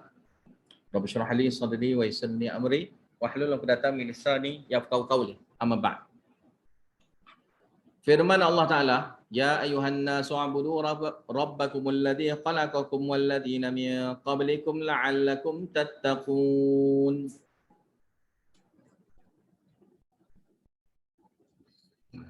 Wahai sekalian makhluk, sekalian manusia, beribadahlah kamu semua pada Allah Ta'ala yang mana dialah yang mencipta kamu. Dan dia juga mencipta yang sebelum daripada kamu. la'allakum tattaqun, mudah-mudahan kamu semua bertakwa pada Allah Subhanahu wa taala.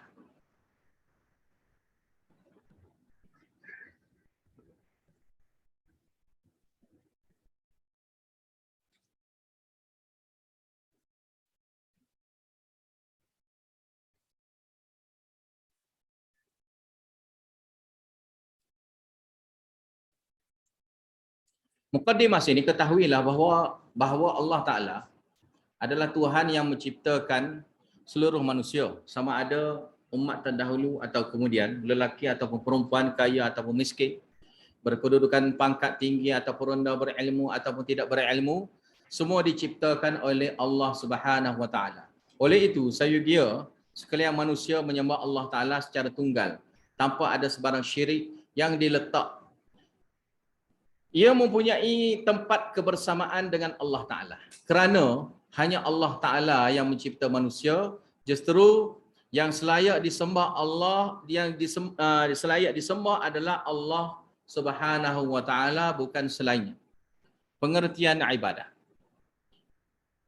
Adapun ibadah itu adalah setiap amalan yang dilakukan bertujuan mendekatkan diri dengannya melalui amalan itu. Itu at-taqarrub bihi ilaihi. At-taqarrub bihi ilaihi. Mendekatkan diri dengannya, melaluinya, dengan benda itu, dengan ibadah itu. Ini seperti gambaran kefahaman golongan musyrikin yang disebutkan di dalam Al-Quran. Mereka mendakwa amalan syirik mereka itu bertujuan agar dapat dekatkan diri mereka dengan Allah Ta'ala.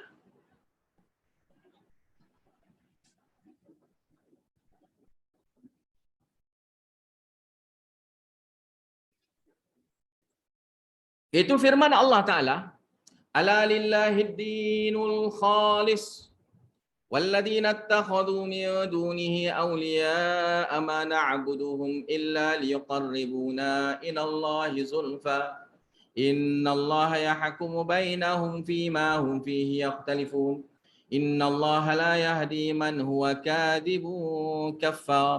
Ingatlah, hak yang wajib dipersembahkan kepada Allah ialah segala ibadah dan bawaan yang suci bersih dari segala rupa syirik. Dan orang-orang musyrik yang mengambil selain dari Allah untuk menjadi pelindung dan penolong, sambil berkata, kami tidak menyembah atau memujanya, melainkan supaya mereka mendampingkan kami kepada Allah sehampir-hampirnya. Itu yang saya maksudkan tadi, itu maknanya at-taqarrub. Itu makna ibadah. Iaitu liqarribuna ilallahi zulfa, itu makna ibadah.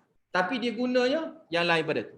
Bukan ibadah yang Allah Ta'ala syariatkan.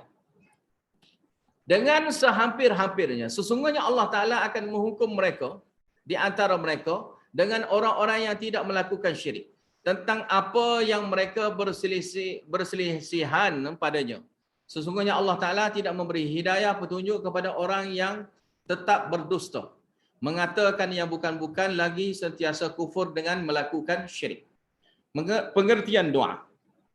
Doa, disebutkan doa iaitu memohon sesuatu dengan perkataan kepadanya. Doa, itu doa. Mana dari segi doa itu, kita memohon sesuatu dengan perkataan. Mana mesti kepada orang lain lah. Doa mesti kepada yang lain. Doa kepada lain. Pohon sesuatu kepadanya. Manakala doa juga termasuk ibadah. Seperti sabdaan Nabi sallallahu alaihi wasallam, ad-du'a huwal ibadah. Doa itu adalah ibadah. Seperti mana riwayat daripada Nu'man bin Bashir, dia berkata, aku mendengar Nabi sallallahu alaihi wasallam berkata, ad-du'a huwal ibadah. Doa itu ia adalah ibadah. Summa qara'a, kemudian dibaca, wa qala rabbukum ud'uni astajib lakum innal ladzina yastakbiruna an ibadati sayadkhuluna jahannama dakhirin. Dan berkatanya Rabb kamu, berdoa mintalah kepada aku Nescaya aku akan memakbulkan doa itu buat kamu. Innalladzina yastakbiruna, sesungguhnya orang yang sombong an ibadati, akan ibadah kepada aku. Ibadati sini dengan mana? Doa kepada aku. Saya dakhuluna jahannam dakhirin, pastinya mereka itu akan memasuki neraka jahannam secara hina-hina. Itu dalam surah Mukmin ataupun surah Ghafir. Nah, yang kita akan baca kemudian insya-Allah. Jadi itu maksud dia doa ibadah. Doa itu termasuk ibadah. Dalam riwayat lain ada sebut doa mukhul ibadah. Doa itu adalah sumsum ibadah. Mana tunjang ibadah itu adalah doa. Sebab sumsum kan, tulang kita ada sumsum kan. Maka itu dia panggil tunjang. Mana tunjang ibadah. Doa itu adalah tunjang ibadah. Melalui hadis ini jelas menunjukkan bahawa ibadah juga adalah doa. Ibadah juga adalah doa. Dalam Al-Quran ada disebutkan ibadah dan doa secara serentak. Firman Allah Ta'ala, Iyyaka na'budu wa iyyaka nasta'in. Hanya kepada Engkau saja ya Allah kami buat semua, hanya kepada Engkau sajalah kami memohon doa pertolongan. Surah Al-Fatihah. Maka dalam Al-Quran disebut ibadah dan doa secara serentak. Serentak disebutkan. Dan ada kala disebutkan secara berasingan. Doa dan ibadah itu disebut secara berasingan di dalam Al-Quran. Seperti mana firman Allah Ta'ala, Qul inni nuhitu an a'budal ladhina tada'una min dunillah. Qul la attabi'u ahwa'akum. Qad dhalaltu idan wa ma ana minal muhtadin. Katakanlah wahai Muhammad, sesungguhnya aku dilarang menyembah beribadah seperti mereka yang kamu sembah seru doa yang lain dari Allah. Katakanlah lagi, aku tidak akan menurut hawa nafsu kamu, kerana kalau aku turut, sesungguhnya sesatlah aku. Dan tiadalah aku dari orang-orang yang mendapat hidayah petunjuk. Surah Al-An'am ayat yang ke-56. Maka sini disebutkan secara berasingan. Pada ayat itu ada sebut perkataan a'budu satu. A'budu dengan mana daripada perkataan ibadah. Tad'una daripada perkataan doa. Daripada perkataan doa. Lafaz ibadah dan doa ini kedua-duanya sama makna. Melalui ayat ini secara jelas penggunaan makna ibadah dan doa adalah sama. Sekira dengan lafaz ibadah, maka ia dengan maksud umum. Manakala lafaz doa, ia adalah maksud khusus. Oleh itu, syirik dalam berdoa juga termasuk syirik dalam ibadah. Termasuk. Cuma untuk bagi faham, diasingkan syirik fil ibadah, syirik fil doa. Lagi-lagi disebutkan di dalam Al-Quran, Iyyaka na'budu wa iyyaka nasta'in. Maksud syirik dalam ibadah dan syirik dalam doa, pengertian syirik dalam ibadah iaitu sesuatu amalan dilakukan untuk dekatkan dirinya dengan selain Allah Ta'ala. Adapun syirik dalam doa iaitu dipohonkan sesuatu kepada selain Allah Ta'ala. Itu dah tujuan utama diciptakan manusia adalah supaya mereka melakukan tauhid dalam ibadah.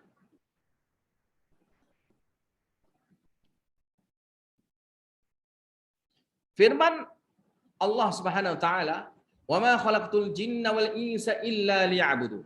Dan ingatlah aku tidak menciptakan jin dan manusia melainkan untuk mereka menyembah dan beribadah kepada aku. Surah Az-Zariyat. Hikmah tauhid dalam ibadah dan doa. Ketahuilah di sebalik tujuan perintah tauhid dalam ibadah adalah supaya ia menjadi penghalang antara diri manusia dan azab Allah Ta'ala. Dengan cara menjalankan segala perintahnya dan menjauhi segala larangannya. Itulah maksud yang ada di dalam wa ma khalaqtul jinna wal insa illa liya'budun, dan maksud ada yang ada dalam iyyaka na'budu wa iyyaka nasta'in, dan la ilaha illallah yang kita ucapkan kalimah tauhid itu. Secara ringkasnya, berwaspadalah dari segala jenis syirik. Tinggalkan serta-merta syirik tanpa tangguh, tanpa lengahkan. Tukarkan semua amalan syirik dengan melakukan memulai beramal amalan tauhid. Amalkan apa yang diperintahkan oleh Allah Ta'ala dan tinggalkan apa yang dilarang olehnya. Pasal yang baru, sunnah dalam berdoa. Setelah dijelaskan maksud ibadah dan doa, maka tidak lengkap tanpa menyebut hal berkaitan dengan ini, iaitu cara sunnah ataupun adab dalam berdoa. Sunnah ataupun adab dalam berdoa. Justru akan diterangkan secara umum beberapa perkara yang penting ketika ingin berdoa, meminta kepada Allah Subhanahu Wa Taala. Mana kita nak minta pada Allah Taala, biarlah kita adanya beberapa perkara yang ada dalam ni kita lakukan. Muqaddimah. Doa adalah suatu perhubungan yang sangat istimewa antara makhluk dan Allah Taala. Itu. Dengan doa makhluk dapat mengubat keresahan dan kesedihan hati, melegakan rohani, membangkitkan semangat tanpa menjadi putus asa, merasa puas dalam pengaduan yang pasti didengari, dan hajat serta pertolongan yang pasti dapat diselesaikan, mendekatkan hubungannya dengan Allah Ta'ala, lagi menghapuskan segala dosa, dan pelbagai lagi keistimewaan yang hanya dapat dirasai oleh sesiapa yang mengamalkannya sahaja. Kita amal maka kita tahu. Keseronokan dan kemanisan dalam berdoa, meminta kepada Allah Ta'ala itu adalah suatu perkara yang tidak dapat digambarkan dengan perkataan semata, melainkan dengan dirasai sendiri oleh pelakunya. Seperti contoh makan durian. Keenakan rasanya hanya boleh disebut sedap ataupun sedap sangat. Namun, yang memakannya akan lebih menikmati kesedapannya yang sebenar. Kita cakap sedap-sedap tu kita tahulah kesedapannya yang sebenar bila kita merasai dia. Sebab sedap itu tidak boleh digambarkan lagi dah. Hanya boleh beritahu sedap. Macam minyak wangi. Sedap bau. Sedap bau dia. Itu je lah. Kita hanya boleh kata, oh sedap dia. Bau dia sedap. Ataupun kita gambarkan bau dia bau ros ke apa. Itu je lah. Tapi sedap dia yang sebenar hanya orang yang menghidu dia. Orang yang hidu dapat rasa. Saya kira setiap di kalangan kita pernah merasai.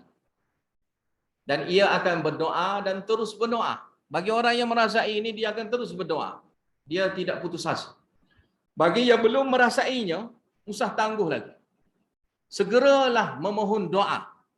Meminta kepada Allah Ta'ala. Segera. Jangan tangguh-tangguh lagi, mintalah kepada Allah Ta'ala. Sebab kita semua sekali ini kena berdoa minta pada Allah Ta'ala. Firman Allah Ta'ala lagi. Wa idza sa'alaka 'ibadi 'anni fa inni qarib ujibu da'watad da'i idza da'an falyastajibu li wal yu'minu bi la'allahum yarshudun. Dan bilanya hamba aku tu meminta, bertanya kepada tentang aku. Meminta kepada aku tentang aku, bertanya kepada aku mengenai aku. Maka jawapannya fa inni qarib, maka sungguhnya aku itu dekat. Dekat Allah Ta'ala itu beritahu sini, ujibu da'watad da'i idza da'an. Rasa dekat itu boleh dirasai bila berdoa. Aku akan memakbulkan doa orang yang berdoa minta kepada aku. Falyastajibu li, maka sahutlah seruan aku ini. Mentauhidkan aku ini, berdoa minta kepada aku ini. Marilah, doalah. Wal yu'minu bi, dan berimanlah pada aku. Hendaklah mereka itu beriman kepada aku. La'allahum yarshudun, supaya mereka itu menjadi baik serta betul. ikut jalan yang benar. Surah Al-Baqarah. Pengertian sunnah dalam berdoa. Sunnah dalam berdoa adalah tata cara berdoa mengikut panduan Nabi, panduan sunnah Nabi SAW. Sungguhnya perkara yang asas penting dalam berdoa adalah tauhid dan menolak segala syirik. Itu asas dia. Mana mesti kena mentauhidkan Allah Ta'ala. Sebab doa orang kafir itu tidak diterima. Doa yang syirik itu tidak diterima. Seperti mana firman Allah Ta'ala dalam surah Ghafir, وَمَا دُعَاءُ الْكَافِرِينَ إِلَّا فِي ضَلَالٍ. Dan tidaklah doa orang kafir itu melainkan sia-sia saja. Tak lakunya doa orang kafir. Doa yang syirik itu tidak laku. Doa orang yang degil itu tidak laku. Kecuali doa yang sudahnya dia itu hilang degil dia. Sudah mentauhidkan Allah Ta'ala. Bila doa itu sudah mentauhidkan Allah Ta'ala, maka Allah Ta'ala terima. Dan situ juga dengan maksud doa orang kafir di dalam neraka itu tidak diterima dah lagi. Masa duduk dalam neraka nak tauhid pada Allah Ta'ala. Masa di dunia tidak mahu mentauhidkan Allah Ta'ala. Kan? Duduk dalam neraka jadi tauhid. Nak minta doa pada Allah Ta'ala.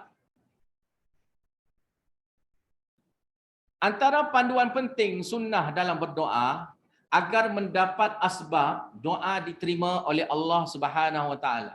Iaitu seperti berdoa dalam berwudu. Keadaan kita tu berdoa itu keadaan berwudu. An Abi Musa, dalilnya An Abi Musa radhiyallahu anhu qala da'a Nabi sallallahu alaihi wasallam bima'in fatawadda'a bihi thumma rafa'a yadayhi faqala Allahumma ighfir li Ubayd Abi Amir wa ra'aitu bayada ibtayh faqala Allahumma ja'alhu yawmal qiyamah fawqa kathirin min khalqika minan nas. Iaitu daripada Abu Musa dia berkata, Nabi sallallahu alaihi wasallam meminta diambilkan air. Lalu beliau berwudu, setelah itu beliau mengangkat tangannya sambil berdoa, ya Allah ampunilah Ubaid Abu Amir, sehinggalah habis hadis itu. Maknanya kesimpulan hadis ini Nabi sallallahu alaihi wasallam berwudu, selepas berwudu Nabi sallallahu alaihi wasallam angkat tangan dan kemudian setelah itu Nabi sallallahu alaihi wasallam berdoa. Berkata Al-Hafiz Ibn Hajar mengulaskan hadis di atas, faedah dari hadis tersebut adalah hukum mustahab, sunnah, bersuci sekiranya ingin berdoa. Tapi bukan syarat lah, tapi sunnah. Sunnah menghadap ke arah kiblat. Dalilnya daripada Umar bin Al-Khattab berkata, lamma kana yubadid nazar Rasulullah sallallahu alaihi wasallam ilal musyrikina wahum alfun wa ashabuhu 319 rajulan fastaqbala Nabiullah sallallahu alaihi wasallam al-qiblah thumma madda yadayhi faja'ala yahtifu bi rabbihi Allahumma anjiz li wa ma wa'adtani anjiz li ma wa'adtani Allahumma ati ma wa'adtani Allahumma in tuhlik hadhihi al-'isaba min ahli al-Islam la tu'bad fil ardh. Saat terjadinya perang Badar, Rasulullah sallallahu alaihi wasallam melihat pasukan orang-orang musyrik berjumlah 1000 pasukan. Sedangkan para sahabat beliau hanyalah berjumlah 319 orang. Kemudian Nabi sallallahu alaihi wasallam menghadap wajahnya ke arah kiblat. Itu poin dia.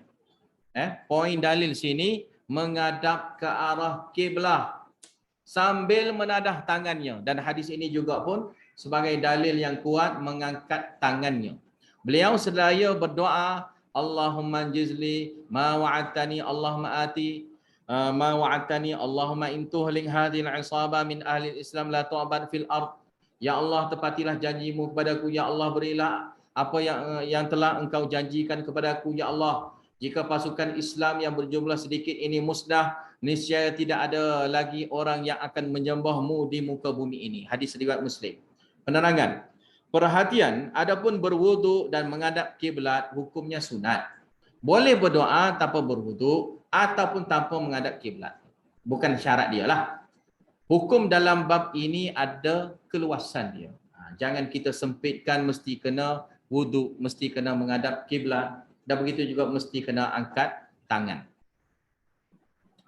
Dalil berdoa dengan merendah diri dan memperlahankan suara. Dalilnya firman Allah Taala, ud'u rabbakum tadarruan wa khufyah innallaha la yuhibbul mu'tadin. Maksudnya berdoalah kepada Tuhan kamu dengan merendah diri dan dengan suara perlahan-lahan. Sesungguhnya Allah Taala tidak suka kepada orang-orang yang melampaui batas penerangan. Walau bagaimanapun hukum harus menguatkan suara sekira ada keperluan. Seperti berdoa ketika dalam khutbah, doa istisqa yang dibacakan oleh imam, doa kunut yang dibacakan oleh imam itu dibaca kuat. Sebab tak baca kuat macam mana orang nak dengar? Menadah kedua tangan ketika berdoa.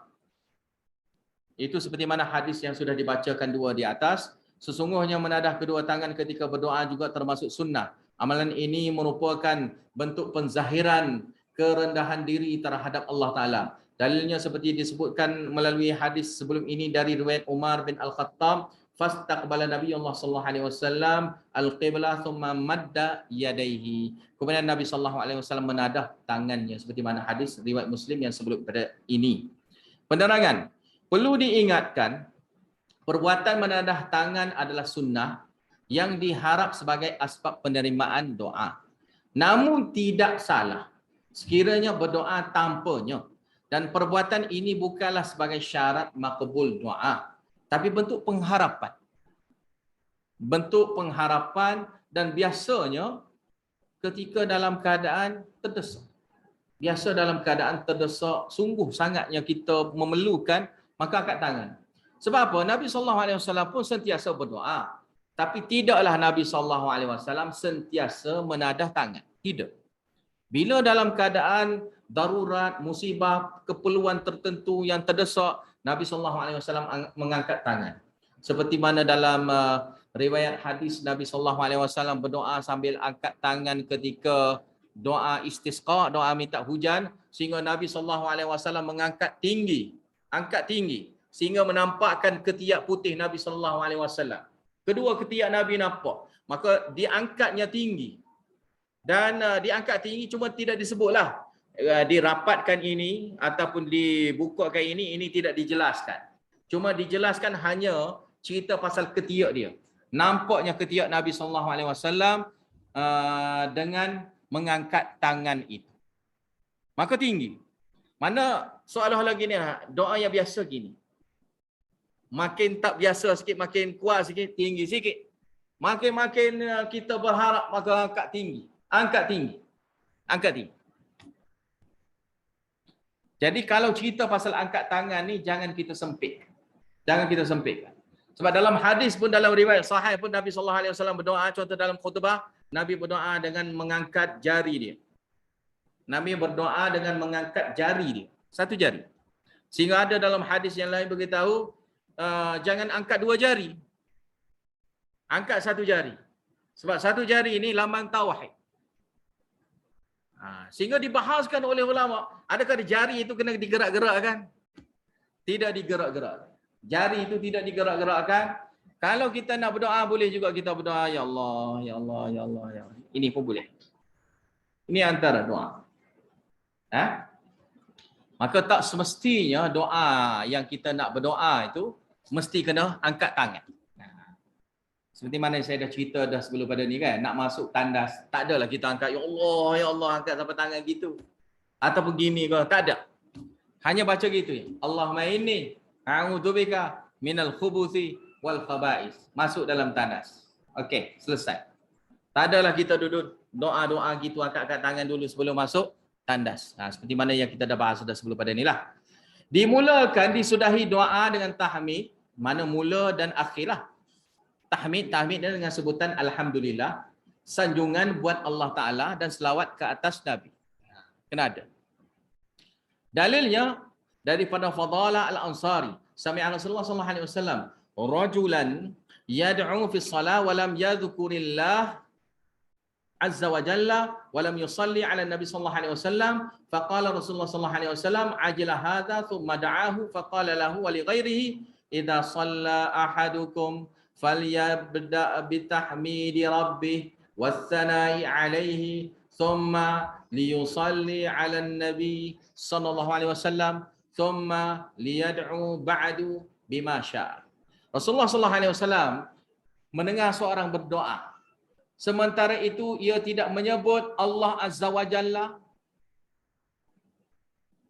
tidak menyebut Allah Azza wa Jalla dan tidak membaca selawat untuk Nabi sallallahu alaihi wasallam. Lalu Rasulullah sallallahu alaihi wasallam bersabda, dia ni logat, tergesa-gesa. Beliau sallallahu alaihi wasallam memanggilnya, panggil orang itu. Setelah itu beliau bersabda kepadanya dan yang lain padanya, yang ada samalah. Bila salah seorang dari kalian berdoa, hendaklah dimulai dengan memuji dan menyanjung Allah Ta'ala. Mana kena ucap Alhamdulillah lah paling kurang. Kena sebut Alhamdulillah. Kalau Alhamdulillah Rabbil Alamin pun boleh, itu bentuk sekali dengan sanjungan apa semua. Dan itu pun dipanggil pujian, sanjungan, benda yang sama. Kemudian hendaklah membaca selawat untuk Nabi sallallahu alaihi wasallam. Setelah itu bolehlah dia berdoa sekehendaknya. Bima syaa. Maka ini juga dalil. Ada orang tanya saya itu, boleh ke tak doa, nak doa dalam sujud ke, nak baca doa-doa yang lain daripada yang diajar dalam hadis. Secara amnya doa itu makna dia luas. Permintaan orang ni tak sama. Kan? Orang ni terdesak nak anak, orang ni terdesak nak harta, orang nak pitih ke, apa ke, orang ni terdesak nak bayar hutang ke, orang ni terdesak nak bini ke, orang ni terdesak nak suami ke, orang ni terdesak nak anak ke. Banyak doa ni. Banyak doa. Dan semua kita ni hajat masing-masing. Hajat kita semua ni masing-masing. Maka bila hajat masing-masing, doalah minta hajat kita. Sebab hajat kita ni banyak. Maka kita nak buat tumpuan pada hajat kita, silakan. Boleh je. Cuma nak doa dalam sujud, ataupun dalam rokok, mesti dalam bahasa Arab. Dan kalau nak bahasa Arab, nak reka-reka sendiri, kita tak pandai. Maka semestinya, seperti mana saya dah terangkan daripada awal, pastikan doa kita itu daripada hadis. Kalau kita tak pandai sangat, kita carilah juganya hadis-hadis yang semakna dengan apa yang kita inginkan itu. Yang sesuai mengikut kehendak kita. Kalau kita jenis berhutang, kan? Ada hutang. Mana contohnya Allahumma kfini bihalalika an haramik wa aghnini bifadlika amman siwak. Contoh dia. Ataupun doa yang panjang dia pun. Tapi doa yang panjang sebelum nak tidur sebenarnya kalinya. Contohnya Allahumma rabbas samawat wa rabbal ardi wa rabbal arshil azim. Rabbana wa rabba kulli syai'in faliqal habbi wan nawa wa munzilat tawrati wal injili wal furqan. Allahumma inni a'udzubika min syarri kulli syai'in anta akhidun min nasiyati. Allahumma antal awwalu falaysa qablaka syai' wa antal akhiru falaysa ba'daka syai' wa antal zahiru falaysa fawqaka syai' wa antal batinu falaysa dunaka syai' iqdi 'anna ad-dain wa aghnina minal faqr. Akhir sekalinya doa minta selesainya hutang. Minta, ya Allah, bagilah kami selesai hutang kami. Dan baginya lepasnya kami daripada kefakiran sekarang ini. Berkehendak sekarang ini, bagi lepaslah. Ini antara doa yang sahih yang kita baca sebelum tidur. Sebab nak tidur ni kalau fikir hutang, tak nyara tidur. Tak nyara tidur kita. Maka macam mana nak buat? Doa lah. Sebelum tidur, doa dulu. Itu antara contoh lah. Yang contoh-contoh doa itu saya tak sertakan sekali sini. Habis itu penerangan. Qala al-Imam An-Nawawi. Katanya Imam An-Nawawi, saya ambil kepada terjemahan teruslah. Berkatanya Imam An-Nawawi rahimahullah dalam kitab Al-Azkar dia, muka surat 176. Pendapat ijma' ulama bahawa mustahab sunatnya memulakan doa dengan memuji dan menyanjung Allah Ta'ala. Kemudian berselawat ke atas Nabi dan begitu juga diakhiri doa dengan keduanya. Hadis-hadis dan asar-asar dari bab ini sangat banyak. Wal asar fi hadzal bab. Dia kata hadis asar dalam bab ini sangat banyak dan hukum marfu. katin marfu' mana hukum marfu'. Mana bila hukum marfu' mana itu daripada Nabi sallallahu alaihi wasallam lah, mana dihukum itu daripada Nabi. Kemudian bertawassul dengan nama-nama dan sifat Allah. Dalilnya firman Allah Taala walillahil asmaul husna fad'uhu biha, iaitu dan Allah mempunyai nama-nama yang baik yang mulia, maka serulah berdoalah kepadanya dengan menyebut nama-nama itu. Habis itu. Kemudian